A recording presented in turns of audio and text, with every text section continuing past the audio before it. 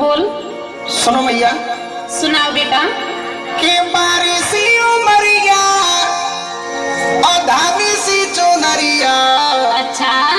गजब करी गई हाय बज की राधा कर गई हाय बज की राधा।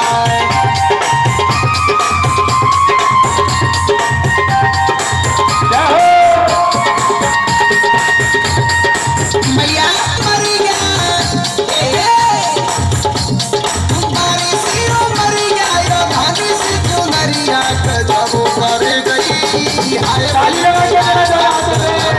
कर गई हाय बज की राधा।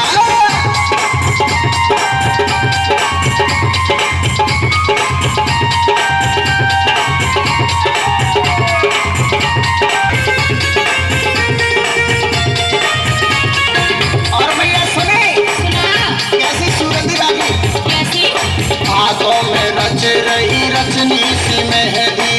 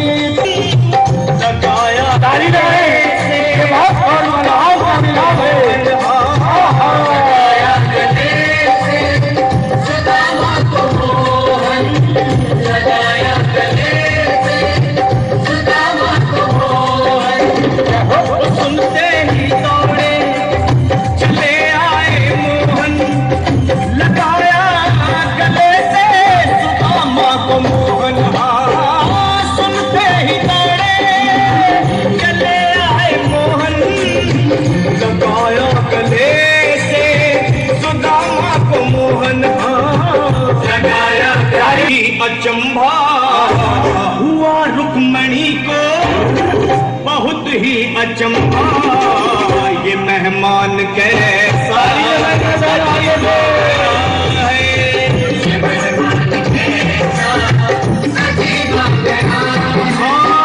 हुआ रुक्मणी को बहुत ही अचंभा ये मेहमान कैसा अजीब आ गया है।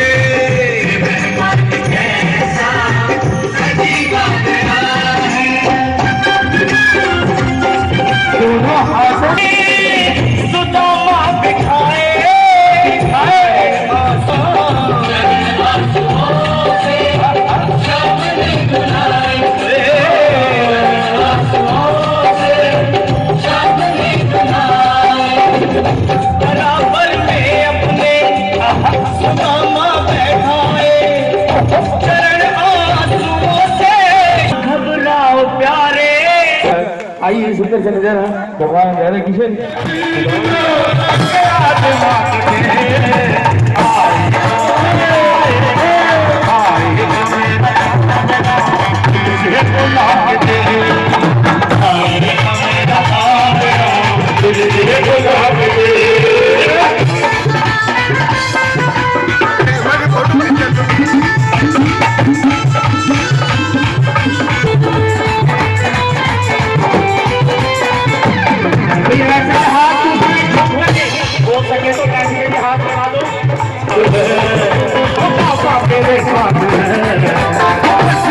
याद है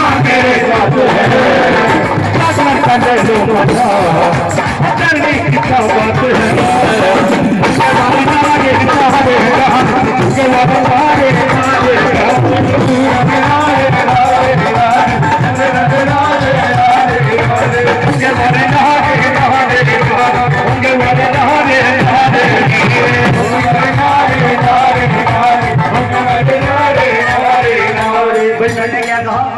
नारे नारे नारे नारे नारे नारे नारे नारे नारे मस्ती भरी है जहां, मस्ती भरी है ये जहां, तेरा सदा का ये जहां, ये नजर का चलो मजा, उसके है करने की बहार, नारे नारे नारे नारे नारे नारे नारे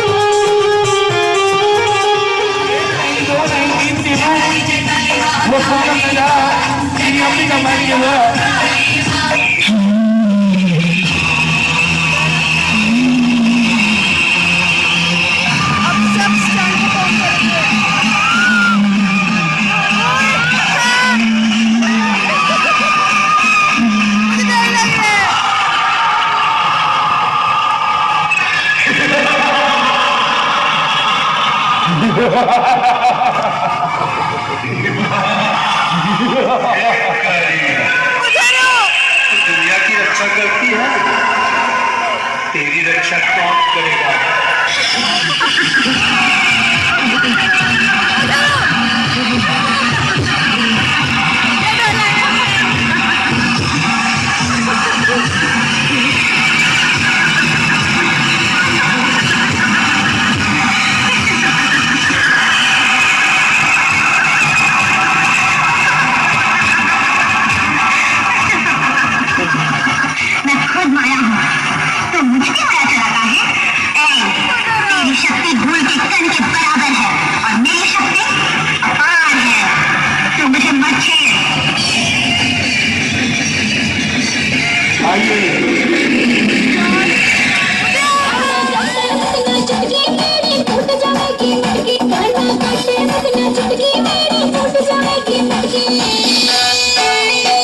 तुम बरसाने की छोरी तेरी बहिया गोरी गोरी,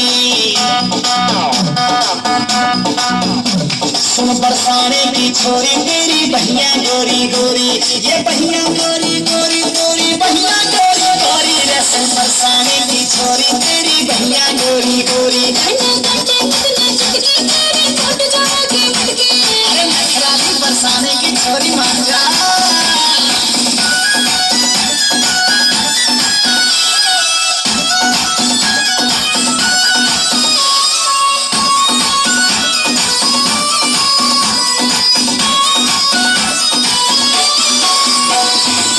Thank you.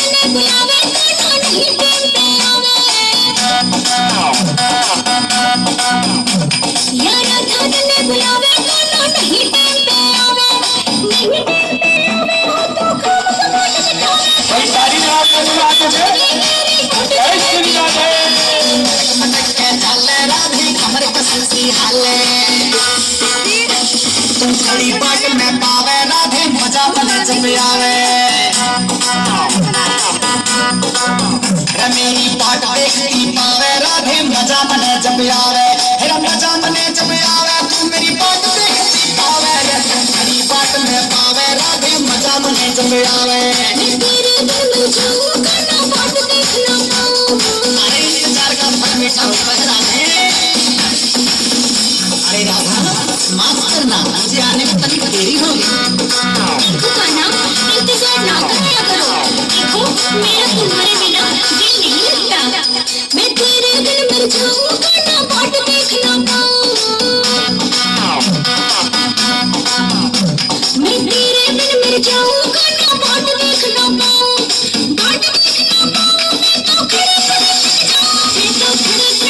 जाऊं करना बाट देखना पाऊं बाट देखना पाऊं करना खड़े खड़े जाऊं। आइए देखते हैं बड़ा सुंदर नजारा अपने का जागरण पार्टी।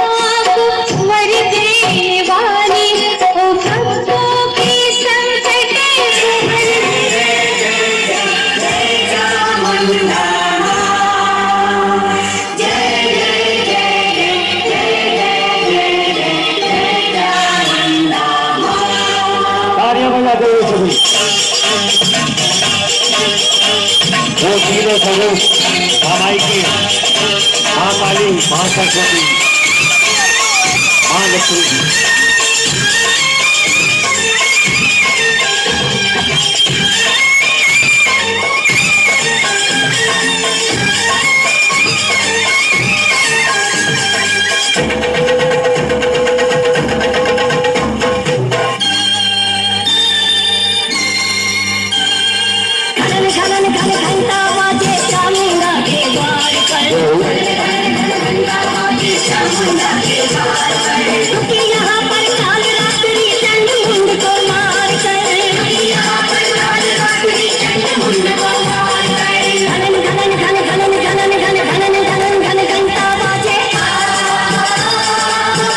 कार्यों का योगदान देते हुए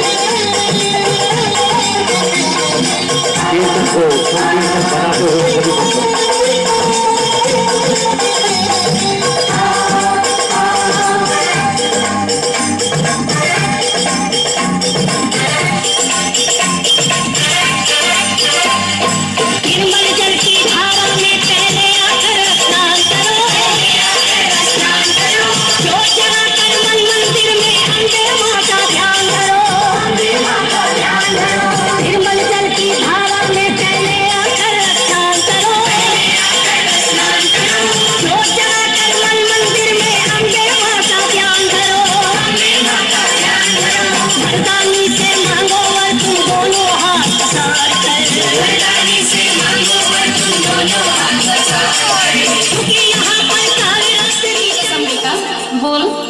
सुनो भैया सुनाओ बेटा कि बारिशी उमरिया और धानी सी चुनरिया अच्छा गजब करी गई हाय बजती राधा कर गई हाय बजती राधा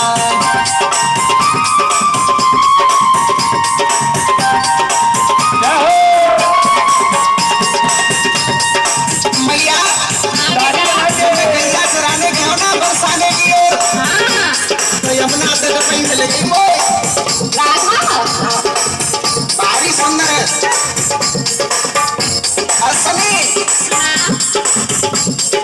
बारिश उमरिया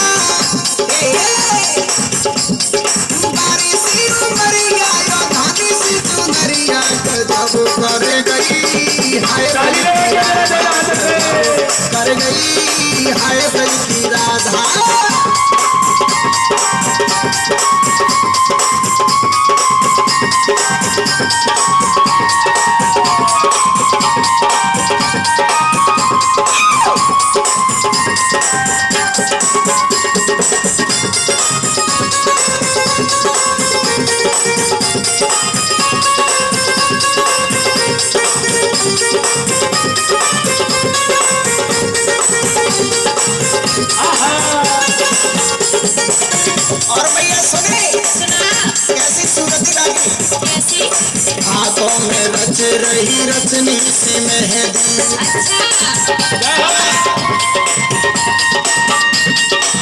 और सुनी सुना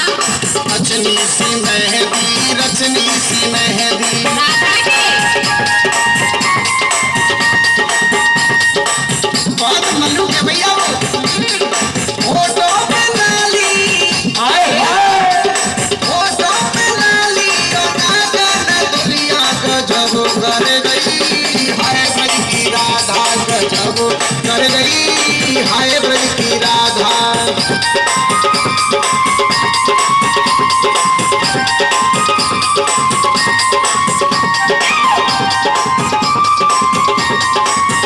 भाई ताली लगाएंगे ना दोनों हाथों से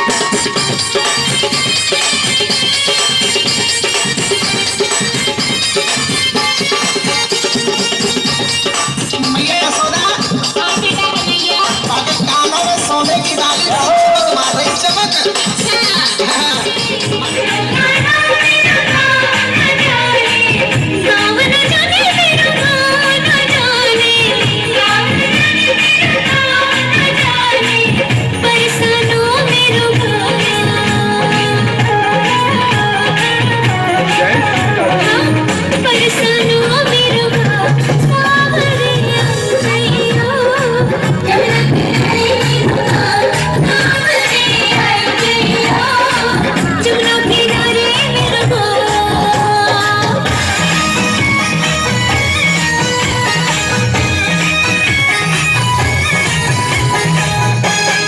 ताली लगाएंगे ना दोनों हाथों से और जय जय श्री राधे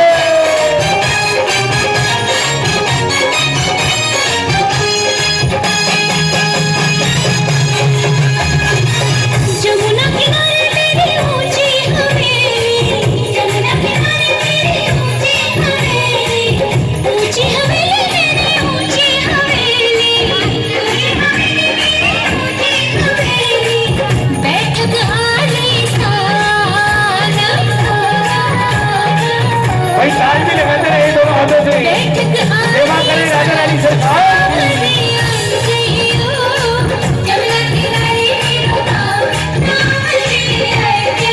कान्हा कटे मत ना चुटकी मेरी टूट जाएगी मटकी भाई ताली भी लगाएंगे ना दोनों हाथों से कान्हा कटे मत ना चुटकी मेरी टूट जाएगी मटकी तेरी लाग जाएगी झटकी कान्हा कटे मत ना चुटकी ताली लगाते दोनों हाथों से कान्हा कटे मत ना चुटकी मेरी टूट जाएगी मटकी मटक के चल राधे कमर कसी हाले तू मटक मटक के चल राधे कमर कसी हाले कमर कसी हाले तेरी कमर कसी हाले मटक मटक के चल राधे कमर कसी हाले कान्हा कटे मत ना चुटकी मेरी टूट जाएगी मटकी मटक मटक के चल राधे कमर कसी हाले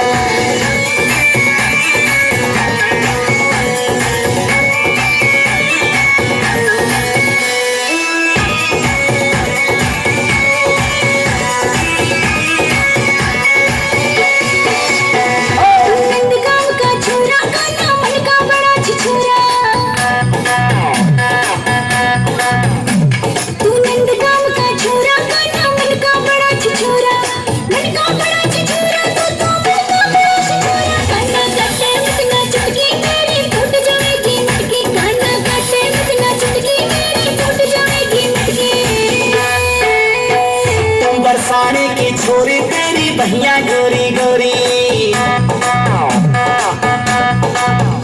सुन बरसाने की छोरी तेरी बहिया गोरी गोरी ये बहिया गोरी गोरी गोरी बहिया गोरी गोरी रसम बरसाने की छोरी तेरी बहिया गोरी गोरी कान्हा कटे मत ना चुटकी मेरी टूट जाएगी मटकी अरे नखराली बरसाने की छोरी मान जा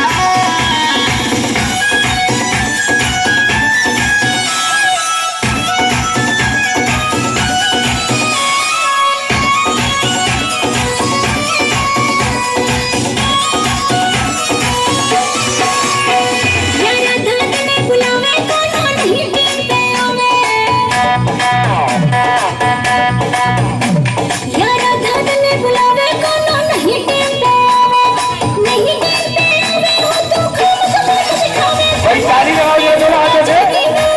जय श्री राधे। चल राधे खबर कसम सी हाल खड़ी बाट में पावे राधे मजा मने जब आवे मेरी बाट देखती पावे राधे मजा मने जब आवे फिर मजा मने जब आवे तू मेरी बाट देखती पावे खड़ी बाट में पावे राधे मजा मने जब आवे मैं तेरे बिन मर जाऊं करना बाट देख ना पाऊं सारे इंतजार का फल बैठा हुआ राधे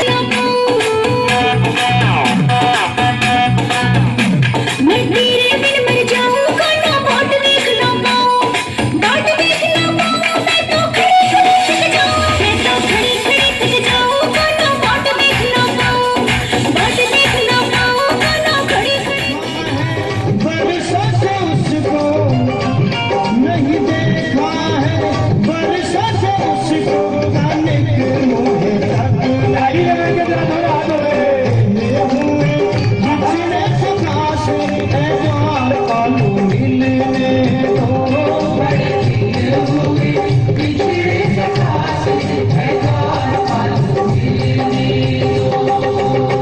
ये जो तोड़ कभी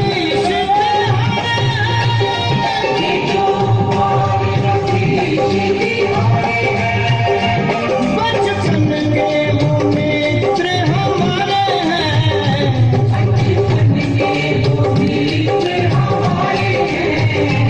ये जगार का भी सिद्ध ये जगार का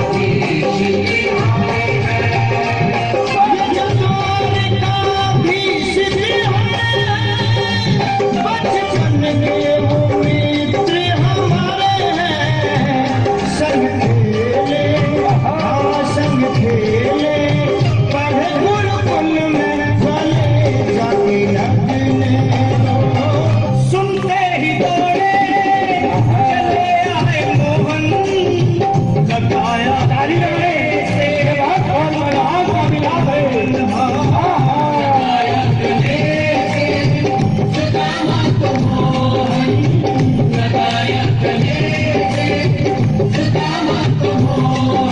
सुनते ही दौड़े चले आए मोहन लगाया गले से सुदामा को मोहन सुनते ही दौड़े चले आए मोहन लगाया गले से सुदामा को मोहन लगाया ताली लगाइए ना सबके। हुआ रुक्मणी को बहुत ही अचंभा हुआ रुक्मणी को बहुत ही अचंभा ये मेहमान कैसा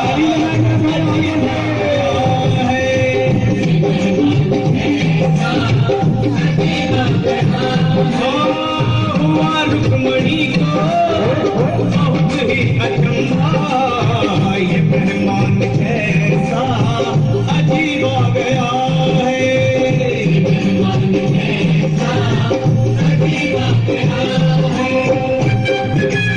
दोनों हाथों की ताली और बेटे मंसूरा रानी। बराबर पे अपने सुदामा बिठाए आंसुओं से शाम ने धुलाए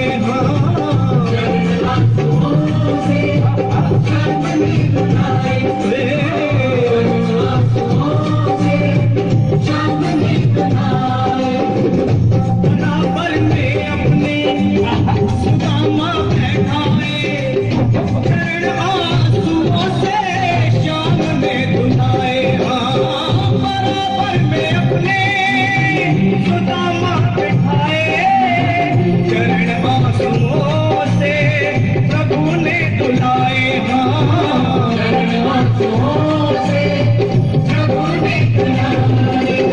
न घबराओ प्यारे जरा तुम सुदामा न घबराओ प्यारे जरा तुम सुदामा खुशी का समा तेरे करीब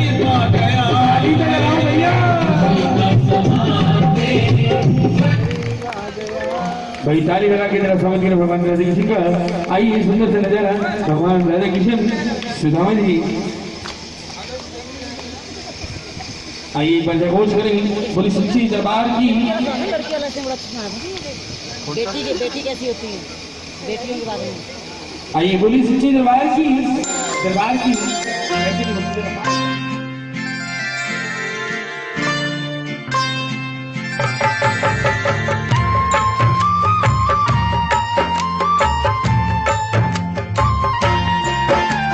मंगलमयी भयमोचनी दुर्गा सुख की खान, जिसके चरणों की सुधा स्वयं पिए भगवान।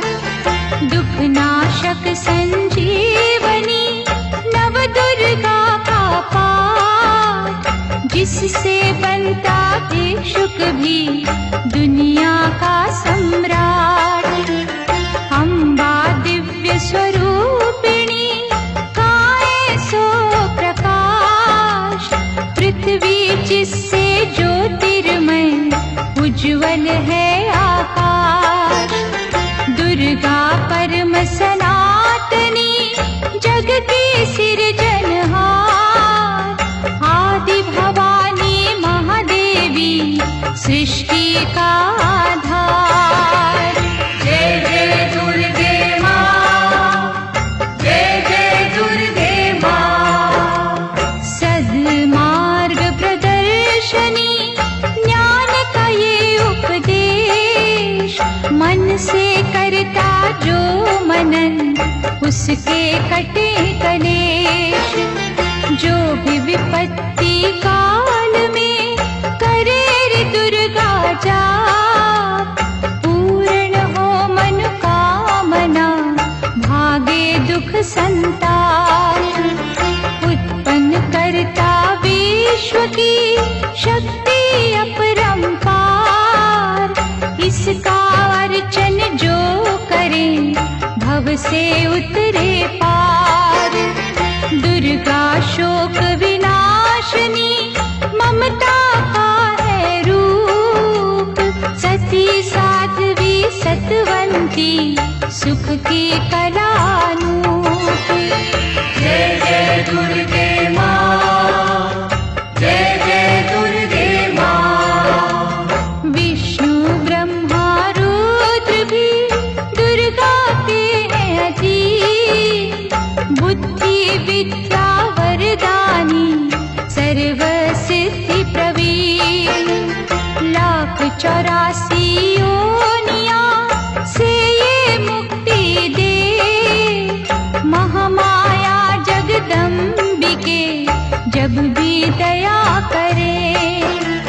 दुर्गा दुर्गति नाशिनी शिववाहिनी सुखकार, वेद माता ये गायत्री सबकी पालनहार।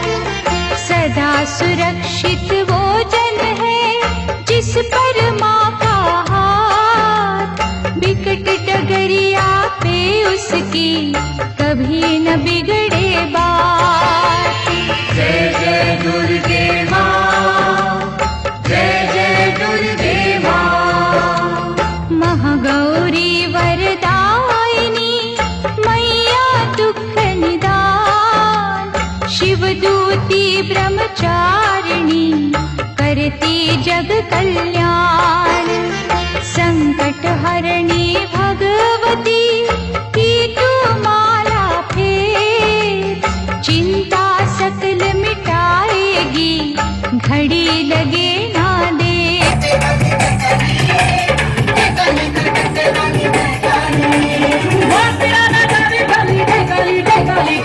काली कलकत्ते वाली जय काली, जय काली कलकत्ते वाली जय काली।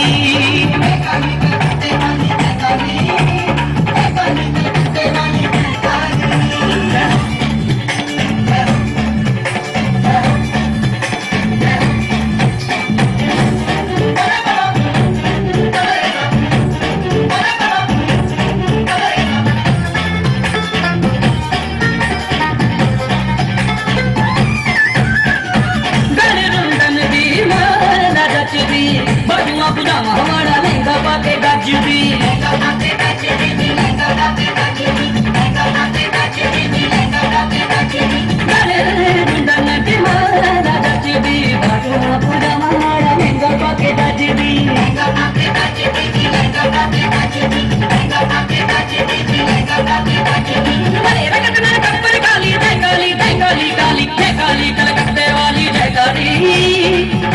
कलकत्ते वाली जयकारी।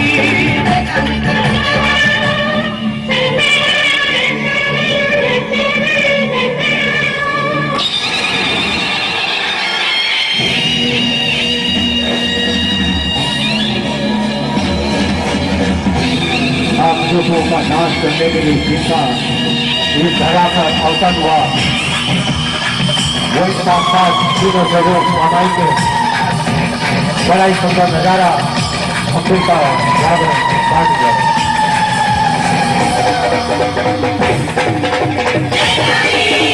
जय हो।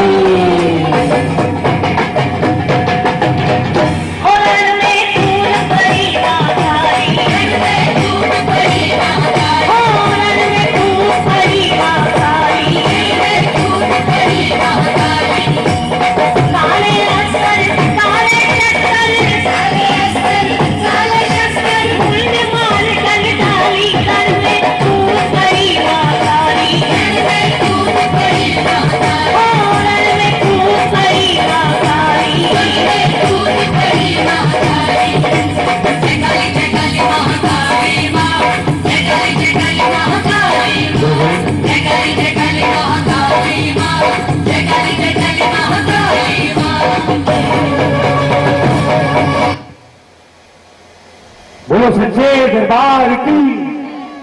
ये था बड़ा ही सुंदर नजारा अम्बे बड़ा ही सुमधुर दृश्य अम्बे का जागरण काट द्वारा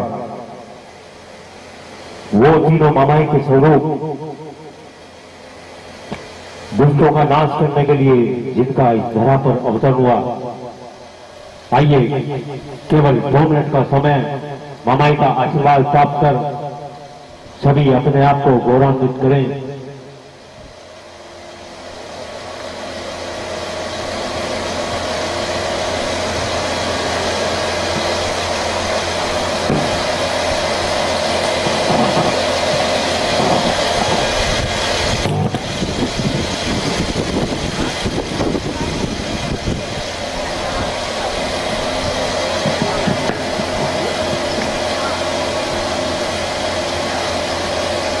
आइए माँ के चरणों में बहुत ही सुंदर दर्शन महाकाली का सुंदर स्वरूप हम सभी दृश्य देख रहे हैं।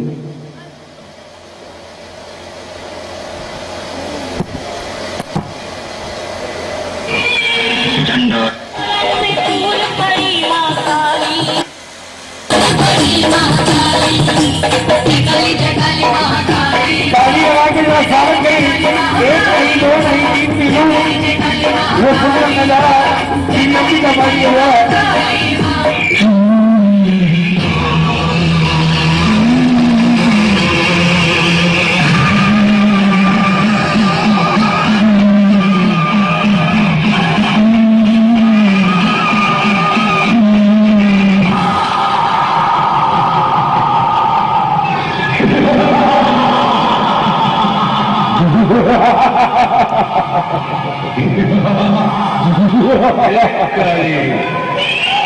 तू दुनिया की रक्षा करती है, तेरी रक्षा कौन करेगा?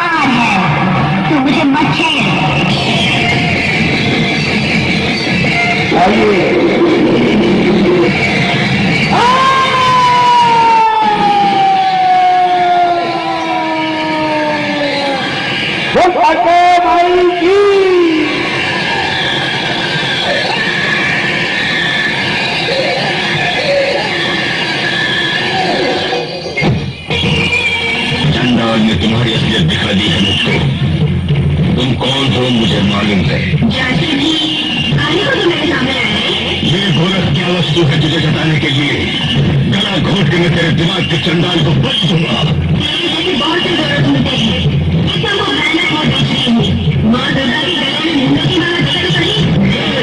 तेरे मुंड को काट के हार के रूप में मैं पहनने को आया हूँ।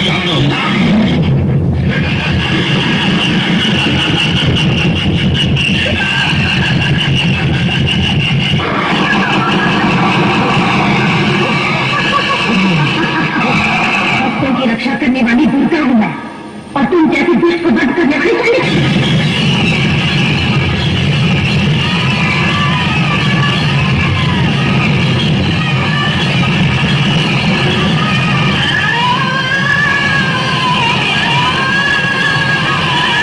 बोलो कालिका माई की।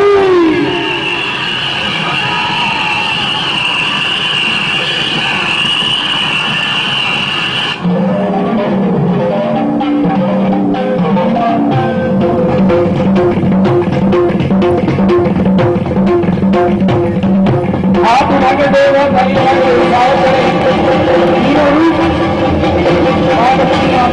सरस्वती का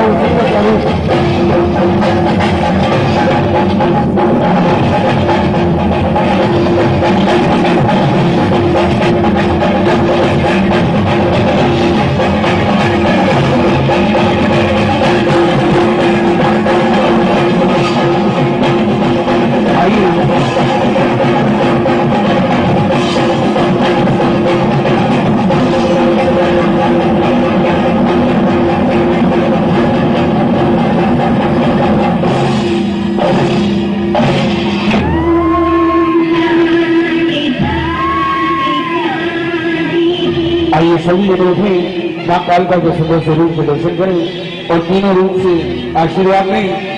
सबसे पहले वो जोड़ा जिन्होंने पूजन कराई है अनिल जी अपने परिवार के साथ मत्था टेकेंगे और उसके बाद सभी संगत आके मत्था टेकें और आशीर्वाद लें। आइए सभी भक्त लेके करके सभी जने आए, अपना स्थान छोड़ें, सभी भक्त खड़े हो जाए और मत्था टेक के आशीर्वाद लें।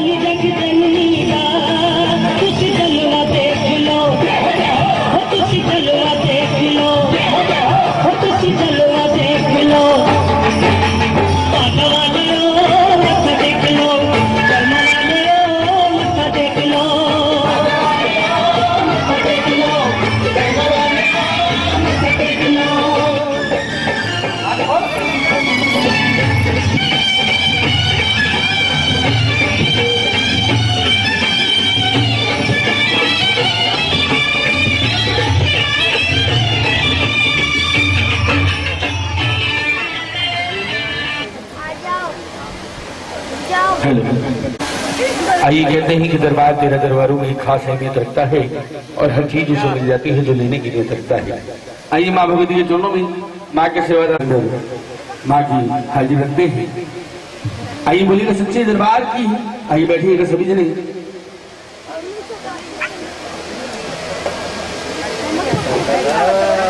भले भले डर लगा और वो तो बिल्कुल मेरे पास हो गया। आइए माँ का बलिदान करते हैं, बहुत सुंदर तरीके से माँ को बुलाते हैं, माँ को ले जाते हैं। और गुजारिश करूंगा कि सभी बच्चे आके बैठ जाओ, सभी आके बैठे माँ के दरबारों में माँ का सुंदर से गुणगान सुने।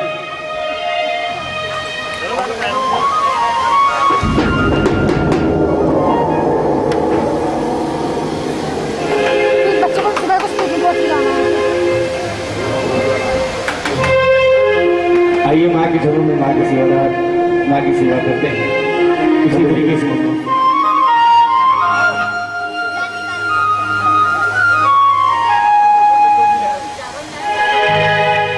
आइए माँ के सेवादार माँ की सेवा करते हैं और यही कहते हैं क्या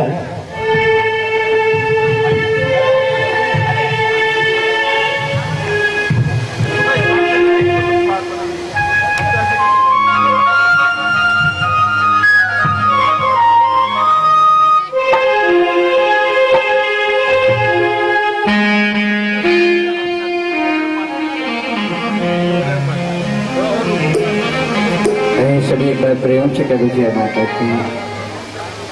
बहुत सुंदर सुंदर झांकियाँ आपने और बहुत सुंदर सुंदर आवाजें सुनी। जितना भी समय मिला है महारानी का भजन करने का, महारानी के पावन चरणों में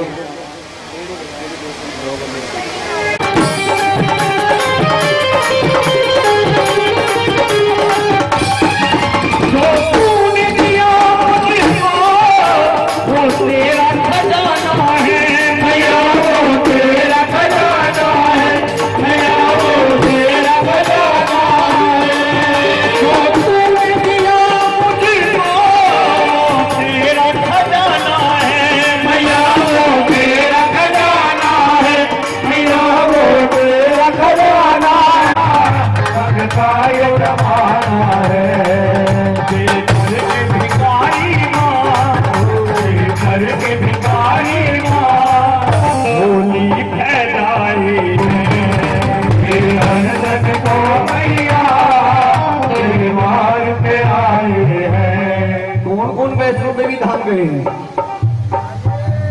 लंबी लंबी कतारें लगी होती हैं। जो भी जाता है मां से मांगने के लिए जाता है, कोई देने के लिए नहीं जाता। गुरु महाराज जी कहते हैं जो 1 नंबर का भिखारी होता है वो एक ही हाथ फैलाता है, और जो 2 नंबर के होते हैं वो दोनों फैला देते हैं।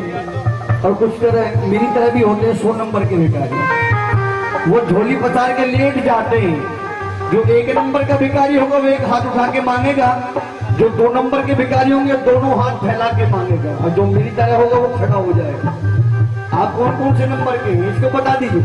तेरे दर के भिखारी माँ, तेरे दर के भिखारी माँ, झोली फैलाए हैं।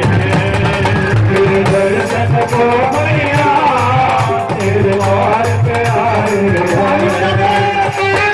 अरो मैया मेरे घर पे तो हाथ धरो, मैया मेरे घर पे तो हाथ धरो। मेरा हाथ पकड़ के माँ, मेरा हाथ पकड़ के माँ, हम सागर पार करो। मेरा हाथ पकड़ के माँ, हम सागर पार करो। तेरे घर पे साहो ने, तेरे घर पे साहो ने सर अपने झुकाए। तेरे दर्शन को मैया, तेरे द्वार पे आए। ताली बजा, ताली। जय हो।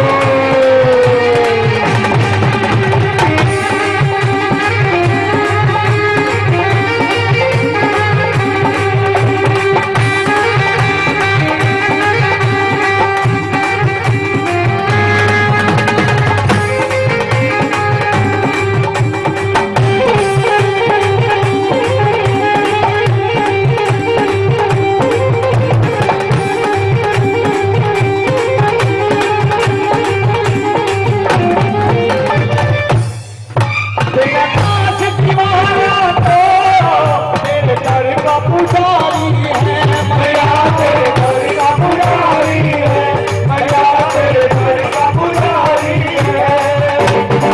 लाखों पार किए, तूने लाखों पार किए। आज और नंदी गाँव सुगाव, राधा सी गोरी नहीं, श्री कृष्ण नाम जय जय श्री राधे। सारी सखियों ने देवी राधा जी को ताना मार दिया कि राधा तू। आप जाके कन्हैया से अपने मन की बात कर सकते हो। एक बार वो कहती है जय जय श्री। सारी सखियां कन्हैया के पास कदम के पेड़ के नीचे जहां मुरली बजा रहे थे वहीं पे पहुंच गई, और जाकर एक ही बात करती हैं। कन्हैया को खड़ा कर लिया। बड़ा सुंदर भजन मेरे को लगता है, अभी कोशिश कर रहा हूँ कि आपके मन को भी बात जाए। घने श्याम तेरी मुरली, घने श्याम तेरी मुरली, पागल कर जाती है। श्याम तेरी मुरली, पागल कर जाती है। श्याम तेरी मुरली, पागल कर जाती है। श्याम तेरी मुरली, पागल कर जाती है। श्याम तेरी मुरली, पागल कर जाती है। श्याम तेरी मुरली, पागल कर जाती है। मुस्कान तेरी दिल को, मुस्कान तेरी दिल को घायल कर जाती है। श्याम तेरी मुरली, पागल कर जाती है। श्याम तेरी मुरली। ताली बजा के राधे।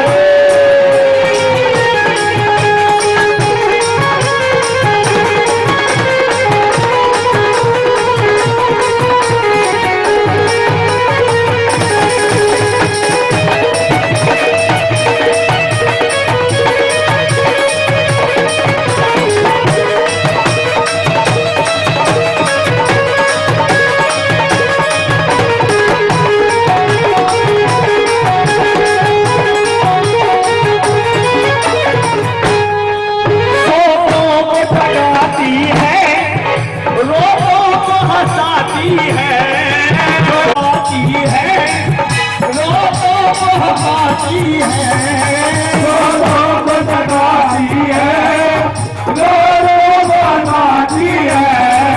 रूहों को मनाने की है, रूहों को मनाने की कला इसी को आती है। घनश्याम तेरी मुरली पागल कर जाती है, घनश्याम तेरी मुरली ताली।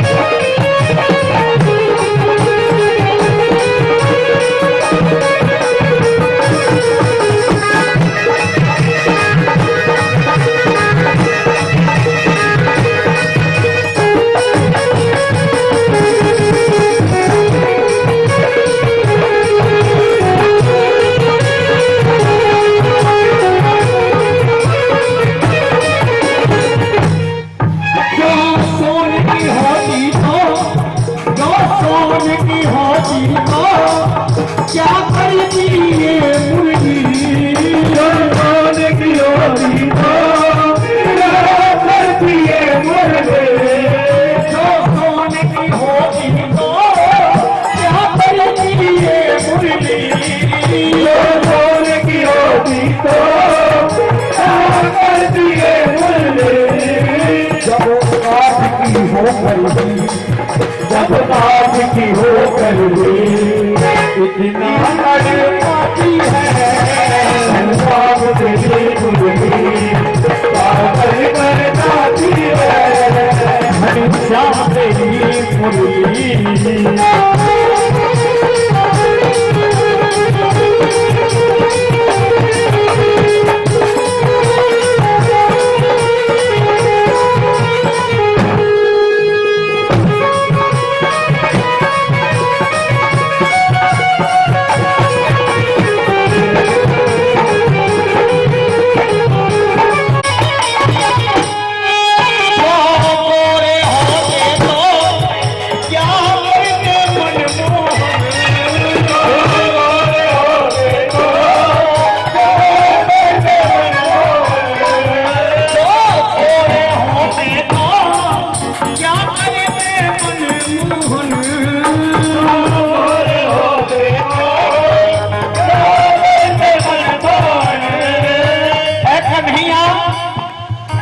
तुम गोरे होते तो क्या गजब ढाते, क्योंकि जब काले रंग पर ही, जब काले दुनिया मर जाती है, घनश्याम तेरी मुरली पागल कर जाती है, घनश्याम तेरी मुरली।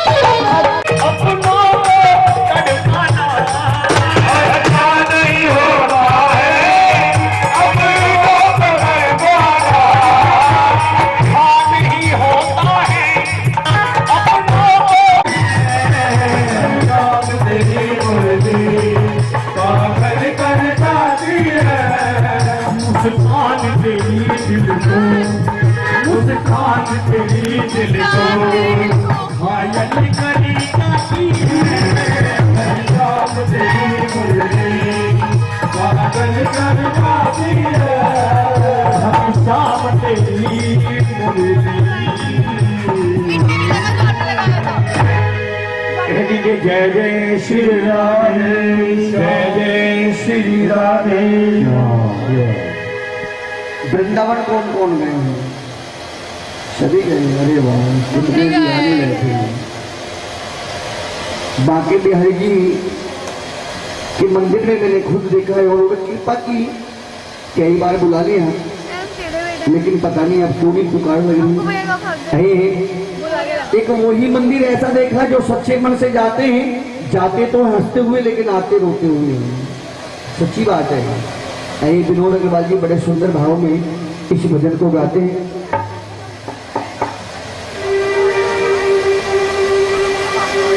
कह दीजिए जय जय श्री राधे। इस भजन के बाद परिवार की फरमाइश है कि एक बेटी के लिए भी एक अरदास एक भजन रखे, क्योंकि जब भी मंदिर में जाते हैं ये माता, ये जो आज बेटियों के लिए भजन सुन रही है, मंदिर में जाती हैं, नई दुल्हन जब घर में आती है तो सासू माता भी आशीर्वाद देती है, पैर छूते ही जाओ बेटा, दूध बनाओ, फूटो फलो। मंदिर में भेज दी जा, मंदिर में चली जा, अपने आदमी के साथ मत्था टेकिए, अच्छा सा वरदान मांगे। वरदान क्या मांगना कि तेरी झोली में हाँ पुत्र रत्न प्राप्त हो। लेकिन ये पुत्र रत्न आजकल क्या कर रहे हैं, ये तो वही माँ जाने जिनके साथ हो रहा है। लेकिन बेटियों के लिए एक रोज सच्चे मन से इसके चरणों में मत्था टेक के देखिए, क्योंकि ये उनके घर में लक्ष्मी के रूप में वास करती है जिनके घर में बेटियों की कदर होती है। आइए इस भजन के बाद वो भजन भी रखेंगे, पहले एक भजन कन्हैया का रख लेते हैं। प्रेम से कहो जय जय श्री राधे। कि रूप सलोना देख श्याम दाम, सुध बुध मेरी खोई। क्योंकि सामने तेरी सामने सूरत पे लाखों निसार बैठे हैं। कन्हैया तेरी सामने सूरत पे लाखों निसार बैठे हैं। मास्टर जी लाखों तो मर भी गए, लाखों मरने को तैयार बैठे हैं। आइए काश मेरे कन्हैया गोरे होते हैं, लेकिन उन्होंने काला रंग क्यों करा? अरे जगत के कल्याण के लिए। आइए ना को नाता था सारा, क्योंकि ऐसी कई किस्से हैं भगवान जी के। मीरा जी का भी किस्सा है, आइए बड़ा सुंदर भाव है, उनको निहार कर तो देखिए। क्योंकि रामचरितमानस में समरी संवाद में भगवान राम जी ने लक्ष्मण जी को 9 प्रकार की भक्ति बताई, लेकिन द्वापर में आके भगवान ने पाठ पढ़ा दिया, प्रेम का पाठ, क्योंकि प्रेम में ही परमेश्वर वास करेंगे। और आज सब चीज मिल रही है, लेकिन प्रेम कहाँ मिल रहा है? सब जगह छल कपट द्वेष भावना, इंसान अपने आप को नहीं देख रहा, दूसरे में बुराई देखे जा रहा है। सलोना देख श्याम दास, सुध बुध मेरी खोई। जो कन्हैया से प्रेम करते हैं वो हाथ उठाकर ताली तो बजाएंगे, और जो अति प्रेम करते हैं वो मेरी तरह खड़े हो जाएंगे और यही कहेंगे मैं कमली होई,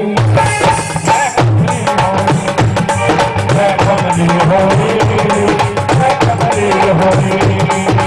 रूप सलोना, रूप सलोना, रूप सलोना देख श्याम दास, सुध बुध मेरी खोई। रूप सलोना देख श्याम दास, सुध बुध मेरी खोई। राधे पिछले महीने से हाँ 27 तारीख हो रही है। 27 तारीख किसी पंडित जी ने बताई दिया कोई शुभ अवसर है जी, आ जाओ। क्योंकि नामी 27 से वैसे अंक 9 पड़ता है। एक बार ताली बजा दीजिए।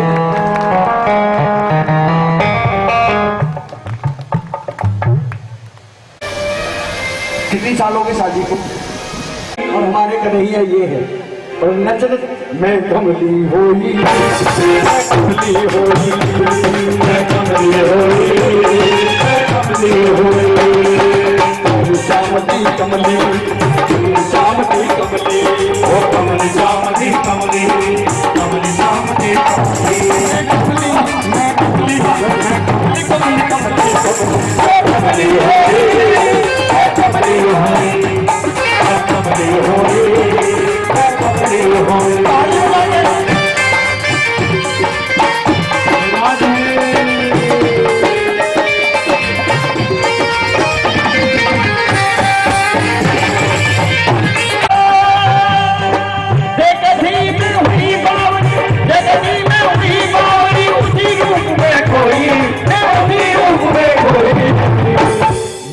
कमली होई कमली होई कमली होई कमली के अगिया नीचे बड़ा नंद का लाला कमली के अगिया नीचे बड़ा नंद का लाला कमली के अगिया नीचे बड़ा नंद का लाला हाथ में बंसी मुख में हंसी मोर मुकुट गलमाला हाथ में बंसी मुख में हंसी मोर मुकुट गलमाला ताने सुरीली कठोर रसीली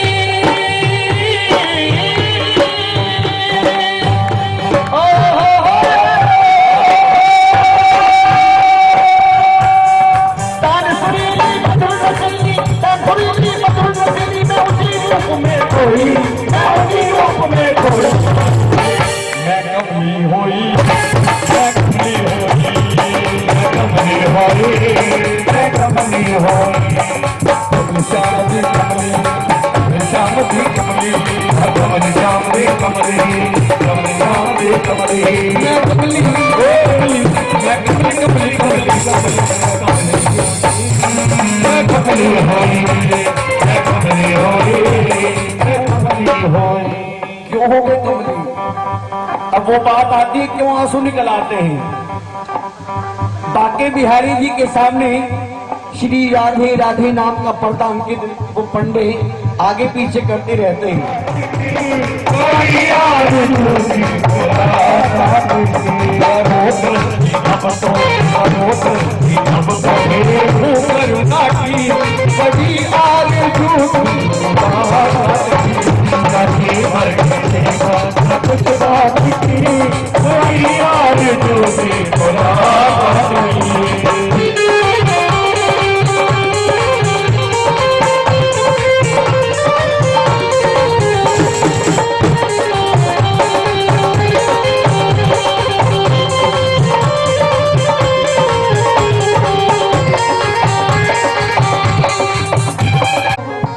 इस मूरत की इतनी प्यारी मुस्कान है, उस सांवरे के सूरत में कितनी प्यारी मुस्कान होगी।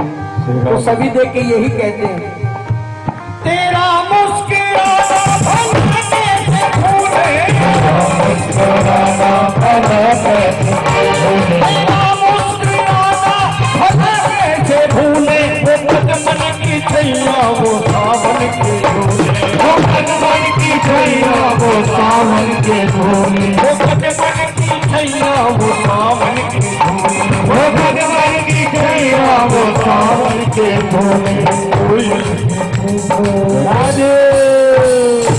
जीवन में जाते हैं, क्या नजारा होता है शाम के समय, वो कोयल की कूकू, वो कोयल की कूकू, पपिया की पी बड़ी आर झूठी करके देखा बात की बड़ी आर झूठी बुला।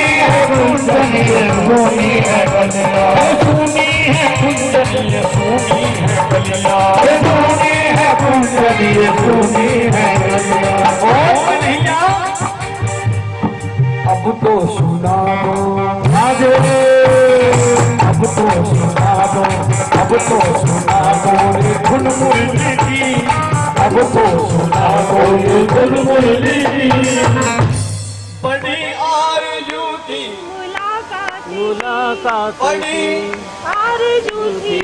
मैं ऐसी गा जा रहा हूँ, भजन अच्छा भी लग रहा है। हम प्रेम प्रेम करते हैं, मैं तुझसे बहुत प्रेम करता हूँ, तेरे बगैर रह नहीं सकता, मेरा जी नहीं लगता। बहुत ढोंग रचाते हैं, लेकिन प्रेम की परिभाषा जितनी सुंदर हमारे कन्हैया ने बताई, इतना कोई बता ही नहीं सकता। नाम दे मगर बेटों से ज्यादा प्यार पाती हैं ये बेटियां। धीरे धीरे बड़ी हो गई, घर के हर सामान पर अपना ही हक जताती हैं बेटियां। और बड़ी हो गई, प्यार के बंधन में बंध जाती हैं बेटियां। तेरी बेटियां ऐसे नहीं झुकाती, ऐसे नहीं झुकाती। इतिहास पढ़िए, राजा जनक के दरबार में उनके 4 पुत्र थे। कौन कौन से पुत्र थे? राम, लक्ष्मण, भरत, शत्रुघ्न। हाँ जी। लेकिन जब सीता स्वयंवर हुआ तो राजा जनक के सामने दशरथ जी का साम नीचे था। अरे तुम तो वो वृक्ष हो जो फलों से लदा पड़ा है, क्योंकि झुकता वही जिसमें जान होती है, अगर ना तो मुर्दे की पहचान होती है। अरे जिसके आंगन में बेटियां हैं वो वृक्ष फलों से लदा हुआ है। आइए इन बेटियों के लिए आज प्रार्थना करते हैं इस जगदम्बे भवानी से, माँ आज कुछ देना दे, लेकिन जो मैं बेटियों के लिए मांग रहा हूँ ये मुराद मेरी जरूर पूरी कर दी। अरे एक शब्द मैंने बोलना है, एक बार आप सभी ने बोलना है। जो बेटियों से प्यार करते हैं वो तो मेरे साथ साथ जरूर बोलेंगे। मैया जी मेरी बेटी को रखना सदा खुशहाल, मैया जी मेरी बेटी को रखना सदा खुशहाल, मैया जी मेरी लाडों को रखना सदा खुशहाल, रखना सदा खुशहाल। हाथ जोड़ के करूं मैं विनती, हाथ जोड़ के करूं मैं विनती, मेरे पूरे करो सवाल। लाइन समझ में आ गई? अब इच्छा है ताली बजा के गाएं तो भी ठीक है, वरना मैं तो गा ही रहूंगा। मैया जी मेरी बेटी को रखना सदा खुशहाल, मैया जी मेरी बेटी को रखना सदा खुशहाल, मैया जी मेरी लाडों को रखना सदा खुशहाल, मैया जी मेरी लाडों को रखना सदा खुशहाल। हाथ जोड़ के करूं विनती, हाथ जोड़ के करूं विनती, पूरे करो सवाल, मैया जी मेरी बेटी को रखना सदा खुशहाल, मैया जी मेरी लाडों को रखना सदा खुशहाल।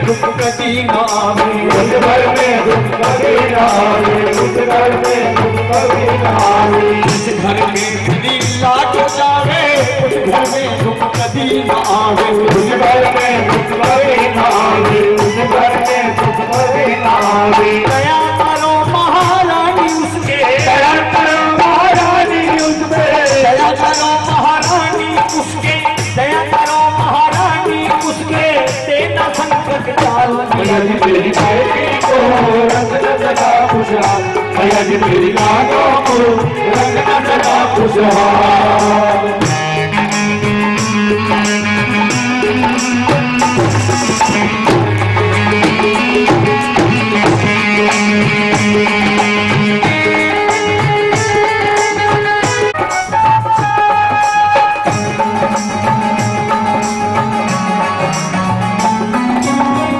कितना भेदभाव करते हैं बेटी के साथ, अपनी कमी। बेटे को ग्लूकोन डी भी पिलाते हैं, बोन भी का भी पिलाते हैं, लेकिन जितना भी खिलाते पिलाते हैं उतना ये सूखता जाता है। और जो बेटी अपने हिस्से का भी भाई को दे देती है, वो शुक्ल पक्ष के चंद्रमा की तरह दिन दुनी रात चौगुनी बढ़ती चली जाती है। माँ की नजर पड़ी, पापुल को किचन में ले गई। बेटी सियानी होती आ रही है, कुछ चिंता भी है, कुछ धनमाल जोड़ लो, समय से पहले अच्छा सा घर अच्छा सा बार ढूंढ लो। पापुल धीरे से बेटी से नजर बचाते हुए जो निकला, बेटी समझ गई दाल में कुछ काला है। किचन में जाके मम्मी को पकड़ लिया, पापा से क्या बात करी थी मेरे बारे में। वे घर में 3-4 भैया और हैं, काम के न काज के हमेशा टीवी देखते रहते हैं। पापा के सामने आके किताब खोल के बैठ जाते हैं। सारा घर का काम निपटाती हूँ, मैं चली जाऊंगी तो सारा पता चल जाएगा कैसे काम होता है। मुझे भेजने की जल्दी ना करो।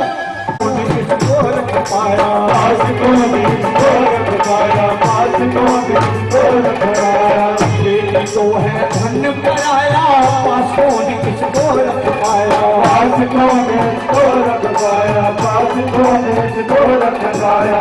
एक दिन तो है जाना पड़ता, एक दिन तो है जाना पड़ता, एक दिन तो है जाना पड़ता बेटी को ससुराल। बेटी को रंग रंग का खुशा, यदि तेरी बातों को रंग रंग का खुशा।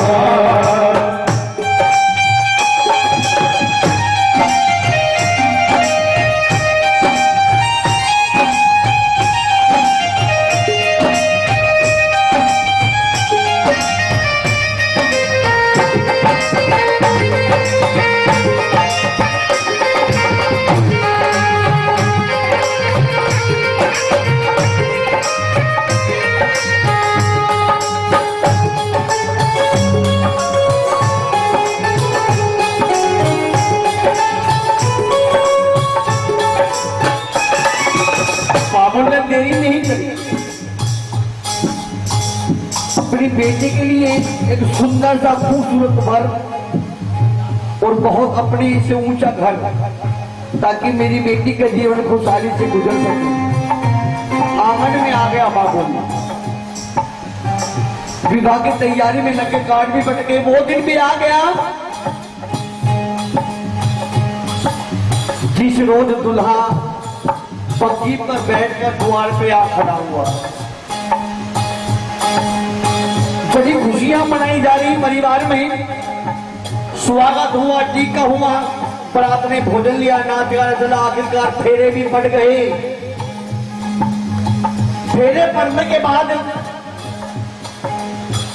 सभी को चिंता थी ब्याह शादी में कोई कमी ना रह जाए। अरे उसकी कुर्बानी देखी है, उसने वो एक बार पुनः बढ़ाकर एक पैक करके रख दिए, वही सादे लिबास में आ गई, कोने कोने में घूमती फिर रही है। सबको चिंता है, रिश्तेदार को, परिवार को, माता पिता, भाई बहन को, कि ब्याह शादी में कोई कमी न रह जाए। लेकिन जिस बेटी को हम विदा कर रहे हैं उसे तो एक ही चिंता खा जा रही है, ये सुबह मुझे विदा कर देंगे। मम्मी को तो पापा के सामान की भी नहीं पता कहाँ रखते हैं, किससे क्या लेना देना है। कभी पापा को सुख दर्द होता है, अपनी मन की मुझसे कह लेते हैं। पापा बाहर से आते हैं, मैं बाहर सुनते ही पानी की गिलास लेके खड़ी हो जाती हूँ और चलिए मुझे विदा कर देंगे। सबसे बड़ा दर्द तो ये है, कल के बाद जब मेरे पापा आंगन में प्रवेश करेंगे,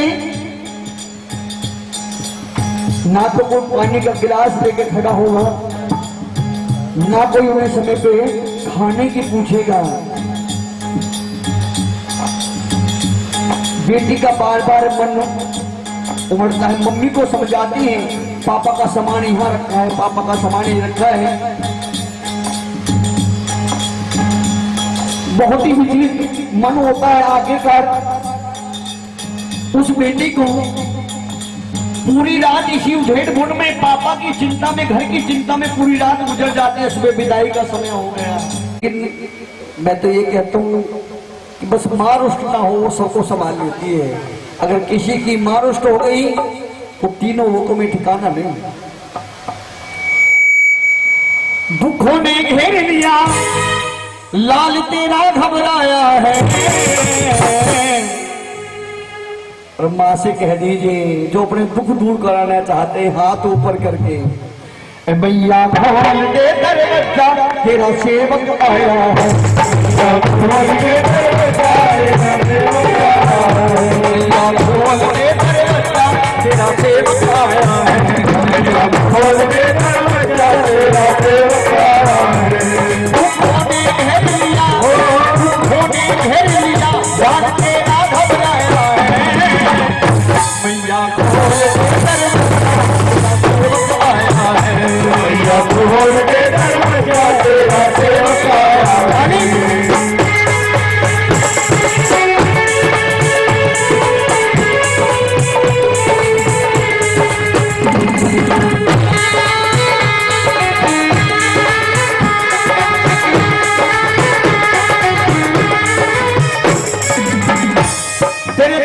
रिश्ता फूला ज्ञान होनी होई ज्ञान होनी होई ज्ञान होनी होई तेरा खाया आज बता ले कोई आज बता ले कोई आज बता ले कोई ये सपने दीन दयालु ये सपने दीन दयालु पालनहार बनाया है मैया मैया खोल के कर बचा तेरा सेवका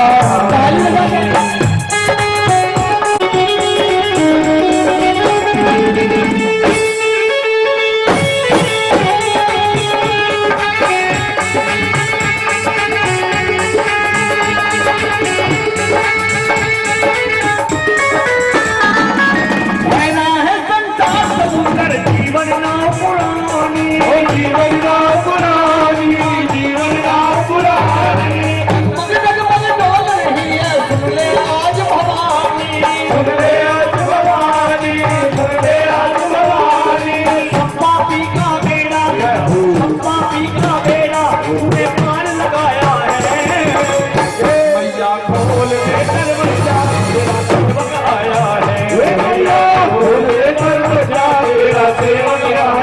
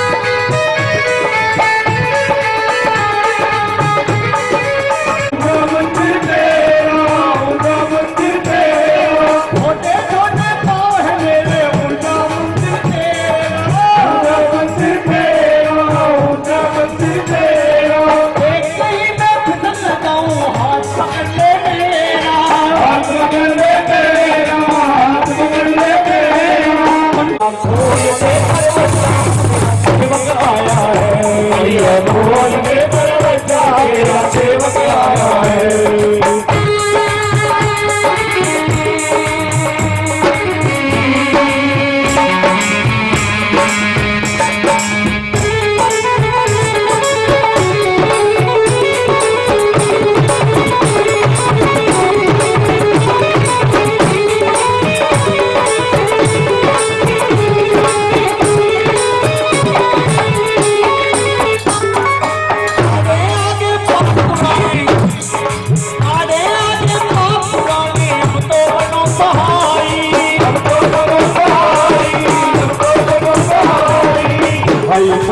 सबने आँख दिखाई सबने आँख दिखाई सबने आँख दिखाई तेरा सहारा अब तेरा सहारा तेरे बच्चों ने पाया है आगे आगे पाप पुराने अब तो बनो शाही और भाई बंधु कुटुंब कबीला सबने आग दिखाई मेरे परिवार में मेरे परिवार में उतर करना पहाड़ों पे मेरे परिवार में उतर करना पहाड़ों पे मेरे परिवार में तेरा करो गुणगान में तेरा तेरे स्वर काल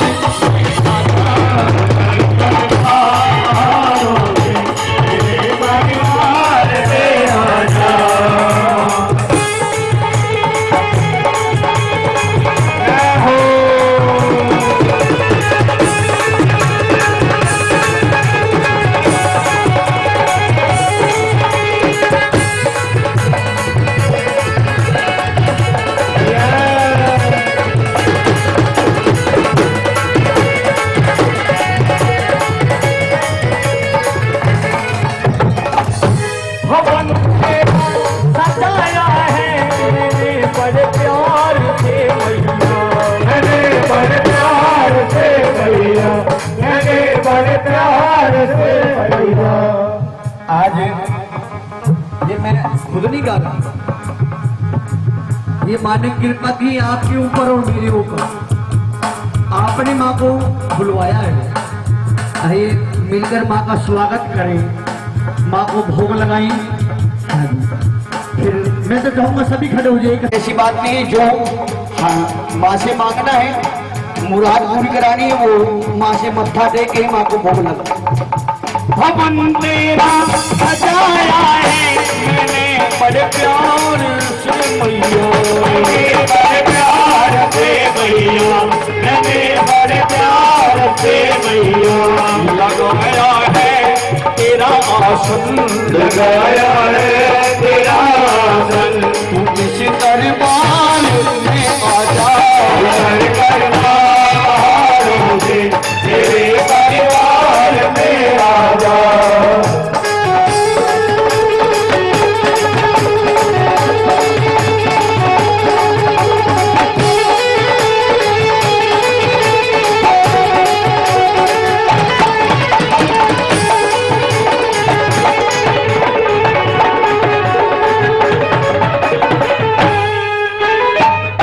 तेरी पूजा करूँगा मैं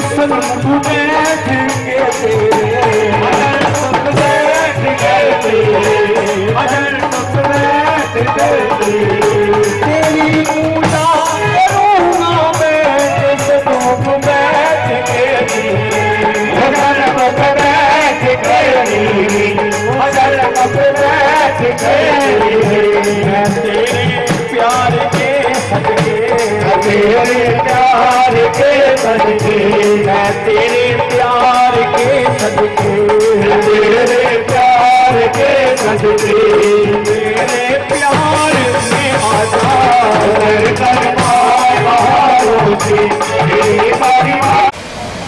तो ये क्रियाएं की गई। मैंने पहले कहा कि ये अमृत बेला है, विशेष भक्तों के लिए परमात्मा ने ये बेला अर्पण की, भक्तों के लिए बनाई है। आइए, बातें तो बहुत कुछ है, थोड़ा सा मौसम डरा रहा है, लेकिन डरे नहीं, क्योंकि इसी का ही मौसम है, इसी का जगराता है। हम तो इसके नौकर हैं, सेवादार हैं। जिन बहनों के नारियल दरबार में रखे हैं वो अपने नारियल लेके बैठ जाए वहीं पर, हाँ भी बैठो। और जो नहीं ज्योति जगाई, अलग जगाया, जागरण कराया, आधी रात के बाद माँ ने ज्योति में स्थान लिया। हे माई मेरी सचियां ज्योता वाले माता तेरी नंदलाल अपनी जगह है, लेकिन देख तो सही ज्योति पे क्या रखा है। नंदलाल ने आंखें खोल के देखी, जहाँ पे उसका सर कट के पड़ा था वहां पे नारियल रखा है। माँ कहती है मैं वैष्णो हूं, आने वाले समय में कोई किसी की बलि काट के चढ़ाएगा या अपना सर काट के मुझे भेंट में देगा, मैं दोबारा जिंदा करने के लिए नहीं आऊंगा। मैं वैष्णो हूं, क्योंकि बलि और सर चढ़ाने वालों के मन में कोई ना कोई स्वार्थ होगा, और स्वार्थ का तो मैं फूल भी स्वीकार नहीं करती, क्योंकि भोलेनाथ कहते हैं अहंकार तो सबसे बड़ा भोजन है मेरा, पहले मैं अहंकार को खाता हूं अपने भक्तों को। नंदलाल में वरदान देती हूँ, आने वाले समय में जागती ज्योति पर अमृत बेला में अपना शीश समझकर जो मुझे यही फल चढ़ाएगा, तेरी निस्वार्थ भाव भरी भक्ति मुझे याद आएगी। फिर चढ़ाने वाला मेरे चरणों से संसार का एक सुख अपनी झोली में ले जाएगा। वैसे तो भगवती जिस पे कर्म कमाती है उसे ही अपने चरणों में जगाती है, और इंसान की क्या मजाल है कि हम मैं वाली जावा बजे मोती चोक पुरावा तेरा पहाड़ा वाली तेरी सारी रहन जावांगे। आज वीर मुख मंडल अमृता देव विराज में मारी जावा चले परे चोट पर मारी मारी पहले पहल तेरा किया जो भजन तेरा किया सुमरन में मारी जावा जो मुहे बुद्धि पर वारी वारी तुझे पहर तेरा किया जो भजन तेरा किया सुमरन में वारी जावा जो मोहे आगे धन वारी वारी ये पहर तेरा किया जो जावा क्या मेरी भेंट ले आयो चरण तो वारी वारी जावा और चढ़ावे फूल पता से पाना भेंट में वारी जावा बचे डाले आया तेरा नाम चरण तो वारी वारी जावा और चढ़ावे सात सफारियां खजाए नरेल में वारी जावा बचे डाले शीश चढ़ायो चरण तो वारी वारी जावा। दरबार में आए भेंट चढ़ाने के लिए ऐसे शीश झुका के एक सुख मांगे, माने 3 वरदान दिए। चुन्नी चढ़ाते समय भगवान विष्णु जी को, नारियल की भेंट चढ़ाते समय नंदलाल को, एक वरदान और दिया था देवी तारा रानी को, वो बाद में बताया जाएगा। जब भेंट चढ़ाए फूल चढ़ाए तो ऐसे सर झुका के मांगे, मेरी बेटा ले ले सावन माँ, मेरी बेटा ले ले सावन माँ। पाँव पलक में शीश मिलाया, शीश मिलाया जोर दिखाया, तेरी हो रही जय जयकार जग तुम्हारी भरी तारा। सिमर चरण तेरा नंदलाल गावे, तेरा भोला यश गावे, तेरा भानु यश गावे। मैं मारी जावा तुम हो भले होते जो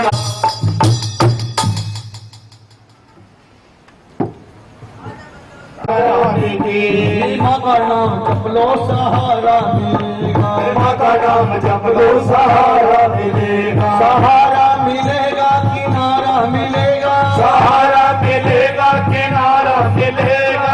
मानुष जन्म ना दोबारा मिलेगा, मानुष जन्म ना दोबारा मिलेगा। माँ का नाम जप लो सहारा मिलेगा, माँ का नाम जप लो सहारा मिलेगा। जय माँ जय माँ जय माँ बोलो रे जय माँ जय माँ जय माँ जय माँ। हे माँ नवी जी ऐसा करे दो जिसमें तुम्हारा मंदिर हो, जो जगह दिन रे तुम्हारी तुम मंदिर के अंदर हो। जय माँ जय माँ जय माँ जय माँ बोलो रे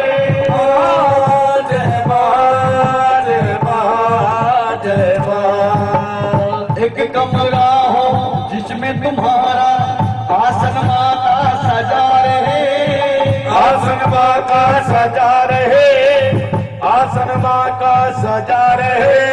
हर पल हर जन भक्तों आना जाना लगा रहे, वहाँ आना जाना लगा रहे, वहाँ आना जाना लगा रहे। छोटे बड़े गाँव उस घर में, छोटे बड़े गाँव उस घर में एक समान आदर हो। जो जगह मिल रहे तुम्हारी तू मंदिर के अंदर हो। जय माँ जय माँ जय माँ जय माँ बोलो रे जय माँ जय माँ जय माँ जय माँ जय माँ जय माँ। तो 11 मिनट की कथा है जो पंथ नियम अनुसार है, फिर भी जितना भी समय मिलता है कम शब्दों में ज्यादा समझाकर। परम आदरणीय दिल्ली से आए हैं मुकेश जी भाई, क्योंकि बहुत अच्छे भजन गायक हैं और इनसे कई दफे मैं ये नहीं इसलिए नहीं गवाता क्योंकि जब कोई आइए भक्तों महारानी की दोनों सदस्य कथा का सिमरन करते हैं। कहते हैं जिस जागरण में ये कथा ना हो वो जागरण संपूर्ण नहीं होते। देखिए बोलिए, आइए बोलिए सच्चे दरबार की जय। कहते हैं भक्तों ये कथा 3 जन्म की है, तीनों जन्म बिल्कुल एक एक शब्द के साथ समझाने की कोशिश करूंगा, ध्यान लगाइएगा। आइए कथा आरंभ करते हैं। बोलिए सच्चे दरबार की जय। एक बार दोनों हाथ सीधे करें, बिल्कुल सीधे, और आपके क्या फायदे हैं बताता हूँ। हाथ ऊपर करो, ये सजा नहीं है, ये तो मेरी माँ के नाम का सिमरन है। जब हम हाथ ऊंचे करते हैं तो सबसे पहले हाथ किसने उठाए थे? द्रौपदी, कि आप मेरी लाज आपके हाथ, तो भगवान कृष्ण ने उनकी लाज रखी। दूसरे जब हम हाथ ऊपर करते हैं तो हमारे हाथों में हस्त रेखाएं हैं, इसमें कुछ बुरी रेखाएं भी हैं जो माँ की निगाह पड़ती है तो वो अपने आप समाप्त हो जाती हैं, और जो अच्छी रेखाएं होती है वो और सुंदर हो जाती है। बोलो सच्चे दरबार की जय। और तीसरी बात ये कि जब हम हाथ उठाते हैं तो हम भगवान को कहते भगवान अब मैंने अपने आप को आपके सुमित कर दिया है, अब आप डुबो या नैया पार लगाओ, ये आपके हाथ में। बोलो सच्चे दरबार की दरबार की आइए हाथी जी की कथा सुनिए। कहते सबसे पहला जन्म भगवान इंद्र के दरबार से शुरू हुआ। वो कैसे? भगवान इंद्र के दरबार में बहुत सुंदर दो अप्सराएं, उर्वशी और नरवशी, जो बहुत सुंदर नृत्य करा करती थी, जिसको देखने के लिए संसार के सभी देवी देवता भाई बंधु सका ऋषि मुनि आया करते थे। एक समय की बात है, दोनों बहनों ने नृत्य किया। ऋषि मुनि बहुत खुश हो गए, कहने के मांगो, आज तुम दो बहनें जो भी मांगोगी वो तुम्हें सब कुछ मिलेगा। दोनों बहनों ने प्रणाम कर दिया, कहने महाराज हमारे पास संसार का सब सुख है, क्योंकि हम स्वर्ग में वास करते हैं, सभी देवी देवता हमारे आगमन में आते हैं और कुछ ना कुछ हमेशा कुछ ना कुछ वरदान दे के जाते हैं। लेकिन मन में एक थोड़ा सा सवाल है, थोड़ी सी इच्छा है। कहने लगे बताओ क्या बात है? कहने हमने सुना है जो धरती लोक पे इंसान जन्म लेता है उनको मोक्ष प्राप्त होता है। वो मोक्ष कैसे प्राप्त होता है? कहेंगे साधारण सी बात है, जो मृत्यु को प्राप्त हो जाते हैं उन्हें मोक्ष प्राप्त होता है। कहेंगे नहीं महाराज, इसमें भी छला है, इसमें भी एक छल है। अगर जो अपनी मृत्यु से पहले ही मृत्यु को प्राप्त हो जाते हैं उनको कभी जीवन में मोक्ष नहीं मिलता। कहेंगे उसके लिए एक व्रत बताया गया है, अगर उस परिवार में उस कुल में अगर उस व्रत को रखा जाए तो इच्छा अनुसार मोक्ष प्राप्त हो जाता है। बोलो सच्चे दरबार की। कहेंगे हम बताते हैं वो मोक्ष क्या है। कहेंगे एक व्रत आता है जिसका नाम है एकादशी, जो महीने में 2, साल में 24 और साल की सबसे बड़ी एकादशी एक, जिसको हम कहते हैं जेठ की दशहरे की एकादशी, ये भी आने वाली है अगले में। बोलो सच्चे दरबार की। जो ये व्रत रखता है उन्हें मोक्ष अपने आप प्राप्त हो जाता है। उनको जीते जी उनके कुल अपने आप, जितने भी कुल के अंदर नित्य मोक्ष है उनको अपने आप मोक्ष मिल जाता है। बोलो सच्चे दरबार की। दोनों बहनों ने हाथ जोड़ दिए, कहने बार अगर हम चाहें तो ये व्रत रख सकते हैं। ब्राह्मण देवता ने कह दिया जाओ, आज के बाद जो तीनों लोग में ये व्रत रखेगा वो अपने आप मोक्ष को प्राप्त हो जाएगा। बोलो सच्चे दरबार की। इतनी बात कहेगी, ब्राह्मण देवता ऋषि मुनि चले गए। समय आ गया एकादशी, महीने में 2 एकादशी आती। कोई रखता है एकादशी का व्रत? बहुत सुंदर। कहते एक एकादशी का व्रत अगर एक कुल में कोई रखता है तो पूरे कुल की नैया पार हो जाती। कहते वक्त तो समय आ गया एकादशी का, दोनों बहनों ने प्रण कर लिया, स्नान किया, पूजा पाठ करी, एकादशी का व्रत रखा। एकादशी से द्वादशी हो गई। द्वादशी वाले दिन बड़ी बहन ने छोटी बहन को कहा जाओ जाके संसारिक कोई ऐसा फलहार ले आओ जिससे हम भगवान को भोग लगाएं और उस फल को खाकर अपना व्रत पूरा करें। छोटी बहन बहुत खुश हुई, प्रणाम किया, स्वर्ग लोक में चली गई, देखने लगी। लेकिन मन में एक छोटी सी इच्छा कि कोई संसार का ऐसा सुंदर फल मिल जाए जिससे भगवान को भोग तो लगाए, लेकिन अपने लिए बड़ी बहन से एक वरदान पाए। मन में लालच आता। घूमती रही, सुबह से दोपहर हो गई, मन को कोई फलहार समझ में नहीं आया, पसंद नहीं आया। कहने लगी ऋषि मुनियों ने, ब्राह्मण देवताओं ने बताया था कि ये व्रत सबसे पहले धरती लोक पे रखा गया है, चलो धरती पे चलते हैं, क्या पता वहां से कोई ऐसा फलहार मिल जाए जिससे हम अपने भगवान को भोग लगाएं।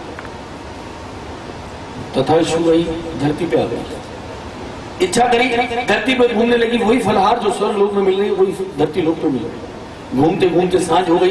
देखा क्या कि एक भील एक गली के नुक्कड़ पे कुछ मांस के टुकड़े काट कर तल कर बेच रहा था। भील के पास पहुंच गई, देखा क्योंकि बहुत से भील उसको खा रहे हैं, सिमरन कर रहे हैं। कहने लगी ये क्या है? भील ने साधारण सा जवाब दिया, ये मांसाहार। अब मांसाहार क्या होता है, क्या है, ये कभी सुना नहीं था, देखा नहीं। कहने लगी लेकिन इसमें अन्न तो नहीं है? कहने नहीं, इसमें अन्न नहीं है, ये मांसाहार है। कहने ठीक है, ये 2 डोने मांसाहार के हमें दे दीजिए, जो मुद्रा चाहे आप ले लीजिए। कुछ मुद्रा दी, 2 डोने मांसाहार के लिए। जब मांसाहार के डोने हाथ में आ गए तो भूख और सताने लगी, क्योंकि 2 दिन की भूखी प्यासी थी। कहते हैं ना जब इंसान भूखा हो तो सूखी रोटी भी उसको अमृत लगती है। बोली सच्चे दरबार की। 2 डोने मांसाहार के देखे, मन में लालच आ गया। एक डोना वहीं बैठ के सिमरन कर लिया, दूसरा डोना लिया, स्वर्ग में पहुंच गई। बड़ी बहन को आवाज लगाई, कहने बहन देखो मैं धरती लोक से एक ऐसा फलहार लाई हूं जिसको आप देख के खुश हो जाओगे, भगवान को भोग लगाओगे और मुझे एक वरदान दे जाओगे। बड़ी बहन बाहर आके खड़ी हुई, कहने लगी दिखा क्या है? कहने लगी लेकिन एक बात सत्य कहती हूँ कि मैंने 2 डोने लिए थे, एक डोना मैंने धरती पे बैठ के अपना भोजन कर लिया, इस व्रत को खोल लिया। अब दूसरे डोने से आप भगवान को भोग लगाओ, कुछ इच्छा करे आप खुद खाना। क्लियर दिखा तो सही। कहती जब छोटी बहन ने रोना आगे किया, जो दोने ऊपर पत्तल था वो हवा से गिर गया और मांस दिखने लगा।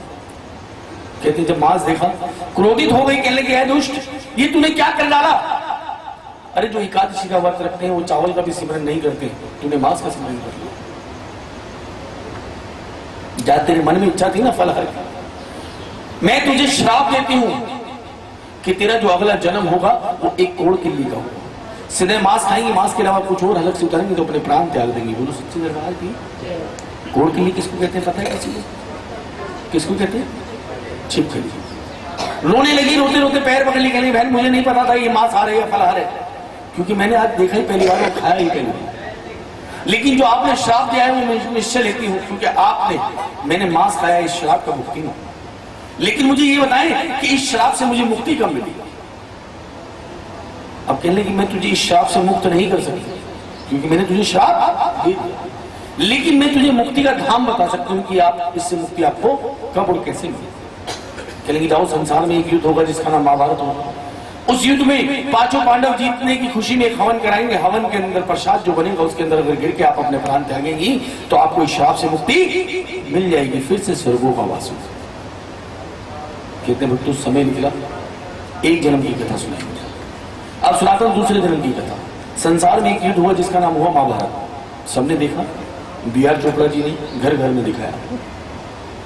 लेकिन हमारे बुजुर्ग बताते हैं कि ना ही तो महाभारत ग्रंथ को घर में रखना चाहिए, ना ही महाभारत का कोई पोस्टर लगाना चाहिए। जिस घर में ग्रंथ या महाभारत का पोस्टर होता है उसमें हमेशा महाभारत ही होती है। बोले सच्चे दरबार की। काफी लोग लगाते हैं ना भगवान कृष्ण का और अर्जुन का, रथ को युद्ध करते हैं, लेकिन वो भी गलत बताया है, उसे भी नहीं लगाना चाहिए। बोले सच्चे दरबार की। दरबार की कहते हैं अपरंपार कृपा होनी शुरू हो गई। वो कैसे? कि संसार में एक युद्ध हुआ जिस युद्ध का नाम महाभारत हुआ। उस युद्ध को जीतने की खुशी में पांचों पांडवों ने हवन कराया। हवन में 33 करोड़ देवी देवता, भाई बंधु सका रिश्तेदार सब बुलाए, लेकिन एक दुराशा नाम के ऋषि थे, उनको बुलाना भूल। जब दुराशा ऋषि को पता चला, मन में क्रोध आ गया। मन में क्रोध आया, कहने लगे जिस समय सम्मान की वारी थी उस समय मुझे भूल गए, लेकिन जब मुझसे अस्त्र शस्त्र चाहिए था तो मुझसे आके सब कुछ ले गए। अरे इनका ये हवन संपूर्ण नहीं होने दूंगा कि कोई ऐसा समय मेरे हाथ लग जाए, ये हवन खंडित हो जाए, जितना अनादर मेरा किया है उतना अनादर इन सब पांचों भाइयों का हो जाए। बोलो सच्चे दरबार की। देखो, कथा में जय घोष करना बहुत जरूरी है। ये अमर कथा सबसे पहले किसने सुनी थी पता है आप लोगों को? किसने कही थी? भगवान भोलेनाथ। और सुनी किसने? माँ गौरा ने। लेकिन माँ गौरा आदि कथा में सो गई। और सिमरन किसने करी? कबूतर और कबूतर। अब वो खुलने वाली है दरबार। बाबा अमरनाथ बर्फानी। आज भी बाबा ने जब आंख खुलने से पहले कह दिया था तू जाओ आप अमर हो जाओ, लेकिन जब आंख खोली तो देखा क्या कि माँ गौरा सो रही है और कथा का सिमरन कौन कर रहा है? कबूतर और कबूतर। आज भी वो जोड़ा कहते हैं दिखता है। बहुत सौभाग्य, बहुत जिनके ऊपर बाबा की कृपा होती है वो जोड़ा आज भी उनको दर्शन देता है। बोलो सच्चे दरबार की। दरबार की। इसीलिए कहते हैं कथा में अगर ध्यान हो तो जय घोष जरूर करें। बोलो सच्चे दरबार की। दरबार की। सारी रात से अब बोले खुला आप लोगों को। बोलो सच्चे दरबार की। बोलो सच्चे दरबार की। कहते हैं भक्तों, अपरंपार कृपा जब होती है जब कथा में ध्यान लगाते हैं। जब कथा में ध्यान लगाते हैं तो सूरज सुख जागरण का एक चरणों में पाते हैं। बोलो सच्चे दरबार की जय। हाथ उठाओ, कथा कहाँ छोड़ी थी? किसी को पता है मैंने कथा कहाँ छोड़ी? हाँ, जब कृपा होती है। दूसरे दिन भी कर दिया मैंने। नहीं कर तो मैंने समझाया दुराशा ऋषि। ठीक, बिल्कुल। कहते हैं इधर दुराशा ऋषि ने कह दिया कि अगर मेरे को कोई ऐसा समय हाथ लग जाए जो ये हवन खंडित हो जाए, जैसे मेरा अनादर हुआ है वैसे इन पांचों पांडवों का भी अनादर। समय बीता, एक पहर यानी कि सुबेरे प्रभात वेला, यही समय। इस समय हवन शुरू होते थे पहले। अब हम ब्राह्मण और आप जजमानों की मर्जी से हवन होते, लेकिन पहले 4 पहर के हवन हुआ करते थे। सबसे पहले पहर जागरण हवन शुरू हो, एक पहर बीत गया, दूसरा पहर बीत गया। ब्राह्मणों ने कह दिया जाओ जाके हवन के प्रसाद के लिए भोग बनाओ, जो भोग लगाना है उस प्रसाद को तैयार कर। कहते कच्चा चूड़ा बनाया, एक बड़ा सा पतीला रखा, दूध चावल चीनी डाल के उसे खीर रूप प्रसाद तैयार कर दिया। इधर प्रसाद तैयार हो रहा है, इधर दुराशा ऋषि चिंता में हो गए कि लगे अगर तीसरा पहर लगते ही चौथे पहर में ये हवन को भोग लगा देंगे, जब भोग लग जाएगा तो हवन संपूर्ण हो जाएगा, इधर मेरा वचन झूठा हो जाएगा, जब मेरा वचन झूठा हो जाएगा तो मैं अपने प्राण त्याग दूंगा। कहते तीसरा पहर लगते ब्राह्मणों ने कह दिया जाओ जितने भाई बंधु सका रिश्तेदार मेहमान जितने भी आए हैं सब हवन कुंड के पास ले आओ। क्योंकि अगर कहें अग्रवाल जी कि एक नियम भी एक हवन संपूर्ण करे तो वो कभी जिंदगी में नहीं हो सकता। क्यों नहीं होता?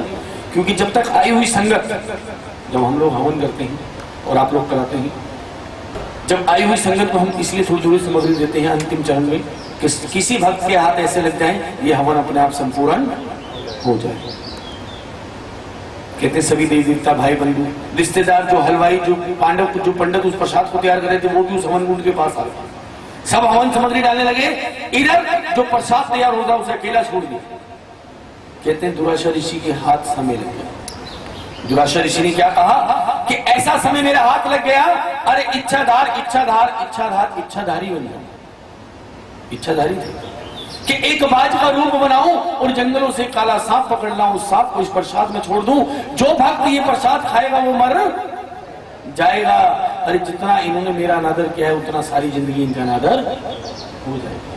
क्योंकि कोई मेहमान कोई रिश्तेदार कोई हमारे यहाँ आता है हम उनकी खातिरदारी करते हैं, लेकिन अगर थोड़ी सी भी भूल हो जाए हमसे तो सदा जिंदगी यही कहता है कि फलाने के यहाँ गया था मेरा अनादर हो गया। कहते वक्त तो इधर बाज का रूप बना लिया, जंगलों से सांप पकड़ लिया, उस सांप को उस प्रसाद में डाल दिया। कहते वहां कोई नहीं था लेकिन एक जीव ऐसा था जो उस दृश्य को दिख रहा था। वो कौन था? वो थी छिपकली। वो छिपकली देखने लगी इस बाज ने क्या किया। अरे देखते देखते इस सांप को उस प्रसाद में डाल दिया, जो भी भक्त इस प्रसाद को खाएगा वो तुरंत मर जाएगा। अरे जितना पाप इन बेचारे पांडवों को लगेगा उतना मुझे भी लग जाएगा, क्योंकि मैंने भी ये दर्शन किया।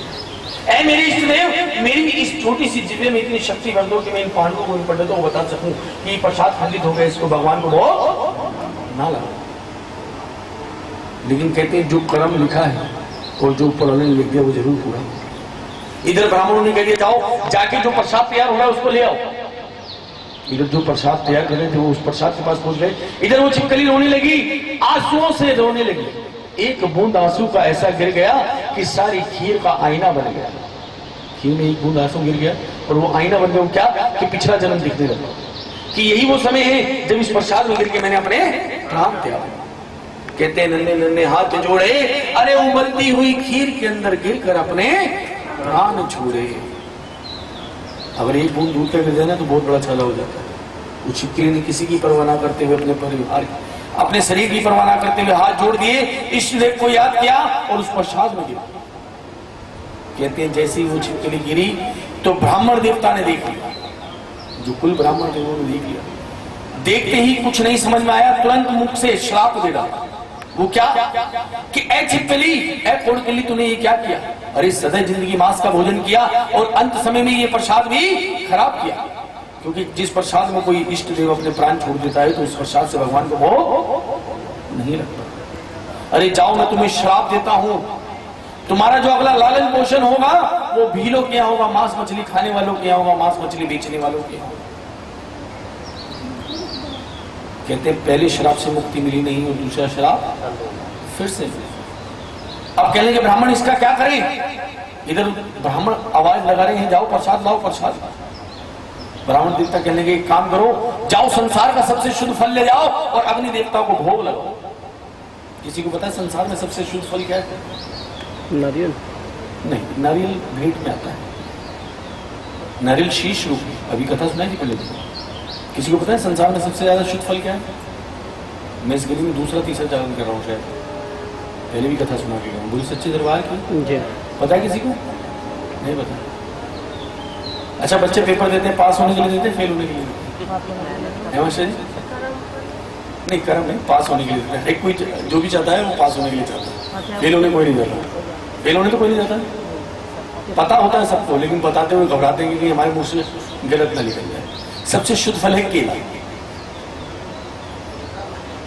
केले में बीज नहीं होता और केले में कीड़ा नहीं होता।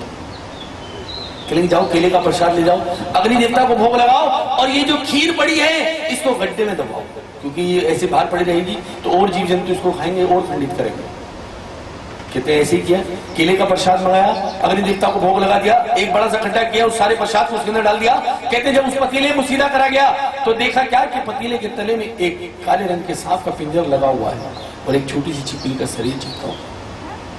ओहो, कहते हैं उस ब्राह्मण देवता ने हाथ जोड़ दिए, कुल देवता खड़े हो गए, घुटने टिक गए, कहने गए हम इष्ट देव ये हमसे क्या करा डाला?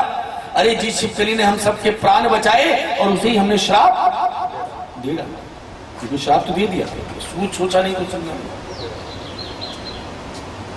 अब कहने गए छिपकली जो हमने श्राप दिया वो तो निश्चय है, लेकिन जाओ तुमने अच्छाई का काम किया है, हम तुम्हें अच्छाई का एक सिला देते हैं। क्या कि हम तुम्हें वरदान देते हैं कि तुम्हारा लालन पोषण तो भीलों क्या होगा, मांस मछली खाने और बेचने वालों क्या होगा, लेकिन तुम्हारा जो जन्म होगा वो राजा महाराजा धृष्टराज के यहाँ होगा। बोलो सच्ची दरबार की कथा समझ में आ रही है? समझ में आ रही है या नहीं? ऐसे ही सुनोगे या गा के सुनोगे? ऐसे सुनोगे संवाद से? चलिए, बोली सच्ची दरबार की जय, दरबार की जय हो। आइए था दूसरा जन्म, अब करते हैं तीसरे जन्म की तरफ। तीसरा जन्म कहां से शुरू हुआ बताता हूं। तीसरे जन्म में मां भगवती की पूजा शुरू हुई। ये जागरण कहां से हुए और क्यों हुए समझाता हूं। ये जागरण सबसे पहले हुए पंजाब ग्रंथ से। पंजाब ग्रंथ का मतलब ये नहीं पंजाबियों के यहां से शुरू। पंजाब ग्रंथ में एक राजा हुआ करते थे, राजा स्पर्श, जिनकी 7 पीढ़ियों में कभी कन्या का जन्म नहीं हुआ। उनकी खुद की 8वीं पीढ़ी थी, उनके यहाँ सबसे पहले एक बिटिया का जन्म हुआ। ब्राह्मण देवता को बुलाया गया, महाराज हमारे यहाँ बेटी का जन्म हुआ है, लेकिन एक और बात बताते हैं, हमारी 7 पीढ़ियों में कभी बेटी की नहीं हुई, ये हमारी 8वीं पीढ़ी है, इसके अंदर बेटी का जन्म कैसे हुआ? इसकी जन्म कुंडली बनाओ, उसका जीवन हमें समझो। जन्म कुंडली बनाने लगे, बनाते बनाते खड़े हो गए, महाराज ये जो आपकी बेटी है ये स्वर्गों की वासी है। ये वही दोनों बहनें उर्वशी और निर्वशी जिनकी आज तक कथा कही जाती है। सबसे पहले पहर जागरण हवन शुरू हो गया, एक पहर बीत गया, दूसरा पहर बीत गया। ब्राह्मणों ने कह दिया जाओ जाके हवन के प्रसाद के लिए भोग बनाओ, जो भोग लगाना है उस प्रसाद को तैयार करो। कहते हैं कच्चा चूड़ा बनाया, एक बड़ा सा पतीला रखा, दूध चावल चीनी डाल के उसे खीर रूप प्रसाद तैयार कर दिया। इधर प्रसाद तैयार हो रहा है, इधर दुराशा ऋषि चिंता में हो गए, कहने अगर तीसरा पहर लगती है, चौथे पहर में ये हवन को भोग लगा देंगे, जब भोग लग जाएगा तो हवन संपूर्ण हो जाएगा, इधर मेरा वचन झूठा हो जाएगा, जब मेरा वचन झूठा हो जाएगा तो मैं अपने प्राण त्याग। कहते तीसरा पहर लगते ब्राह्मणों ने कह दिया जाओ जितने भाई बंधु सखा रिश्तेदार मेहमान जितने भी आए हैं सब हवन कुंड के पास ले आओ। क्योंकि अगर कहें अग्रवाल जी कि एक मियाँ भी एक हवन संपूर्ण करे तो वो कभी जिंदगी में नहीं हो सकता। क्यों नहीं होता? क्योंकि जब तक आई हुई संगत, जब हम लोग हवन करते हैं और आप लोग कराते हैं, जब आई हुई संगत को हम इसलिए थोड़ी थोड़ी सामग्री देते हैं अंतिम चरण में कि किसी भक्त के हाथ ऐसे लग जाए ये हवन अपने आप संपूर्ण हो जाए। कहते सभी देवी देवता भाई बंधु रिश्तेदार जो हलवाई जो पांडव जो पंडित उस प्रसाद को तैयार कर रहे थे वो भी उस हवन कुंड के पास आ गए, सब हवन सामग्री डालने लगे। इधर जो प्रसाद तैयार होता है उसे अकेला छोड़ दिया। कहते हैं दुराशा ऋषि के हाथ समय लग गया। दुराशा ऋषि ने क्या कहा कि ऐसा समय मेरे हाथ लग गया, अरे इच्छाधारी बन गया। इच्छाधारी थे कि एक बाज का रूप बनाऊं और जंगलों से काला सांप पकड़ लाऊं, सांप को इस प्रसाद में छोड़ दूं, जो भक्त ये प्रसाद खाएगा वो मर जाएगा। अरे जितना इन्होंने मेरा अनादर किया है उतना सारी जिंदगी इनका अनादर हो जाएगा। क्योंकि कोई मेहमान कोई रिश्तेदार कोई हमारे यहाँ आता है हम उनकी खातिरदारी करते हैं, लेकिन अगर थोड़ी सी भी भूल हो जाए हमसे तो सदा जिंदगी यही कहता है कि फलाने के यहाँ गया था मेरा अनादर हो गया। कहते भक्तों इधर बाज का रूप बना लिया, जंगलों से सांप पकड़ लिया, उस सांप को उस प्रसाद में डाल दिया। कहते वहां कोई नहीं था लेकिन एक जीव ऐसा था जो उस दृश्य को दिख रहा था। वो कौन था? वो थी छिपकली। वो छिपकली देखने लगी इस बाज ने क्या किया।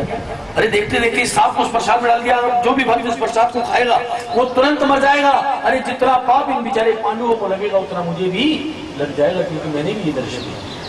ऐ मेरे इष्टदेव मेरी भी इस छोटी सी जिभे में इतनी शक्ति भर दो कि मैं इन पांडवों को इन पंडितों को बता सकूं कि प्रसाद खंडित हो गया, इसको भगवान को वो ना लगा। लेकिन कहते हैं जो कर्म लिखा है और जो ऊपर वाले ने लिख दिया वो जरूर पूरा। इधर ब्राह्मणों ने कह दिया जाओ जाके जो प्रसाद तैयार हो रहा है उसको ले आओ। इधर जो प्रसाद तैयार कर रहे थे वो उस प्रसाद के पास पहुंच गए। इधर वो छिपकली रोने लगी, आंसुओं से रोने लगी। एक बूंद आंसू का ऐसा गिर गया कि सारी खीर का आईना बन गया। खीर में एक बूंद आंसू गिर गया और वो आईना बन गया। क्या कि पिछला जन्म दिखने लगा, कि यही वो समय है जब इस प्रसाद में गिर के मैंने अपने प्राण त्याग। कहते नन्हे नन्हे हाथ जोड़े, अरे उबलती हुई खीर के अंदर गिरकर अपने प्राण छोड़े।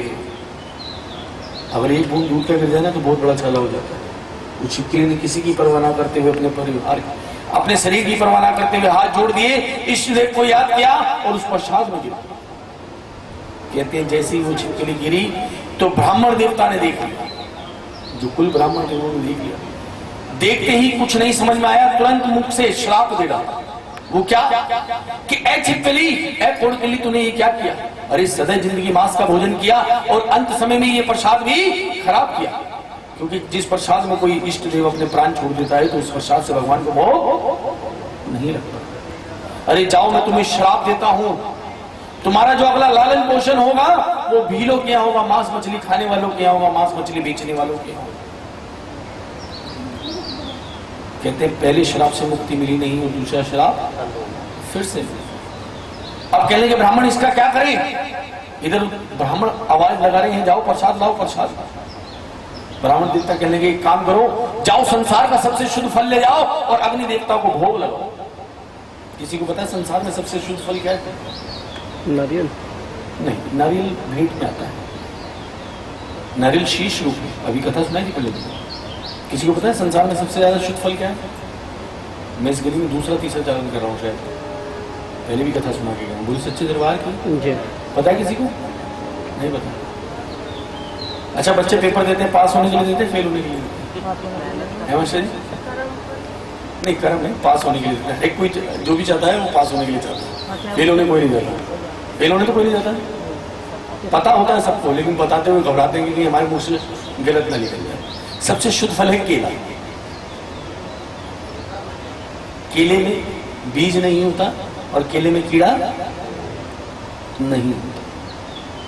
लेकिन जाओ केले का प्रसाद ले जाओ, अग्नि देवता को भोग लगाओ और ये जो खीर पड़ी है इसको गड्ढे में दबाओ, क्योंकि ये ऐसे बाहर पड़ी रहेगी तो और जीव जंतु इसको खाएंगे और खंडित करेंगे। कहते हैं ऐसे ही किया, केले का प्रसाद मंगाया, अग्नि देवता को भोग लगा दिया, एक बड़ा सा खड्डा किया, उस सारे प्रसाद को उसके अंदर डाल दिया। कहते हैं जब उस पतीले को सीधा करा गया तो देखा क्या कि पतीले के तले में एक काले रंग के सांप का पिंजर लगा हुआ है और एक छोटी सी छिपकली का शरीर चिपका हुआ। ओहो, कहते हैं उस ब्राह्मण देवता ने हाथ जोड़ दिए, कुल देवता खड़े हो गए, घुटने टिक गए, कहने गए हम इष्ट देव ये हमसे क्या करा डाला? अरे जिस छिपकली ने हम सबके प्राण बचाए और उसे ही हमने श्राप दे डाला। क्योंकि श्राप तो दे दिया, सोचा नहीं, कुछ समझा। अब कहने गए छिपकली जो हमने श्राप दिया वो तो निश्चय है, लेकिन जाओ तुमने अच्छाई का काम किया है, हम तुम्हें अच्छाई का एक सिला देते हैं। वो क्या कि हम तुम्हें वरदान देते हैं कि तुम्हारा लालन पोषण तो भीलों के यहाँ होगा, मांस मछली खाने और बेचने वालों के यहाँ होगा, लेकिन तुम्हारा जो जन्म होगा वो राजा महाराजा धृष्टराज के यहाँ होगा। बोलो सच्ची दरबार की कथा समझ में आ रही है? समझ में आ रही है या नहीं? ऐसे ही सुनोगे या गा के सुनोगे? ऐसे सुनोगे संवाद से? बोली सच्ची दरबार की जय हो। आइए था दूसरा जन्म। अब करते हैं तीसरे जन्म की तरफ। तीसरा जन्म कहां से शुरू हुआ बताता हूं। तीसरे जन्म में मां भगवती की पूजा शुरू हुई। ये जागरण कहां से हुए और क्यों हुए समझाता हूं। ये जागरण सबसे पहले हुए पंजाब ग्रंथ से। पंजाब ग्रंथ का मतलब ये नहीं पंजाबियों के यहाँ से शुरू। पंजाब ग्रंथ में एक राजा हुआ करते थे, राजा स्पर्श, जिनकी 7 पीढ़ियों में कभी कन्या का जन्म नहीं हुआ। उनकी खुद की 8वीं पीढ़ी थी। उनके यहाँ सबसे पहले एक बिटिया का जन्म हुआ। ब्राह्मण देवता को बुलाया गया, महाराज हमारे यहाँ बेटी का जन्म हुआ है, लेकिन एक और बात बताते हैं, हमारी 7 पीढ़ियों में कभी बेटी की नहीं हुई। ये हमारी 8वीं पीढ़ी है, इसके अंदर बेटी का जन्म कैसे हुआ? इसकी जन्म कुंडली बनाओ, उसका जीवन हमें समझो। जन्म कुंडली बनाने लगे, बनाते बनाते खड़े होकर कहेंगे महाराज ये जो आपकी बेटी है ये स्वर्गों की वासी है। ये वही दोनों बहनें उर्वशी और नरवशी जिनकी आज तक कथा की जाती है।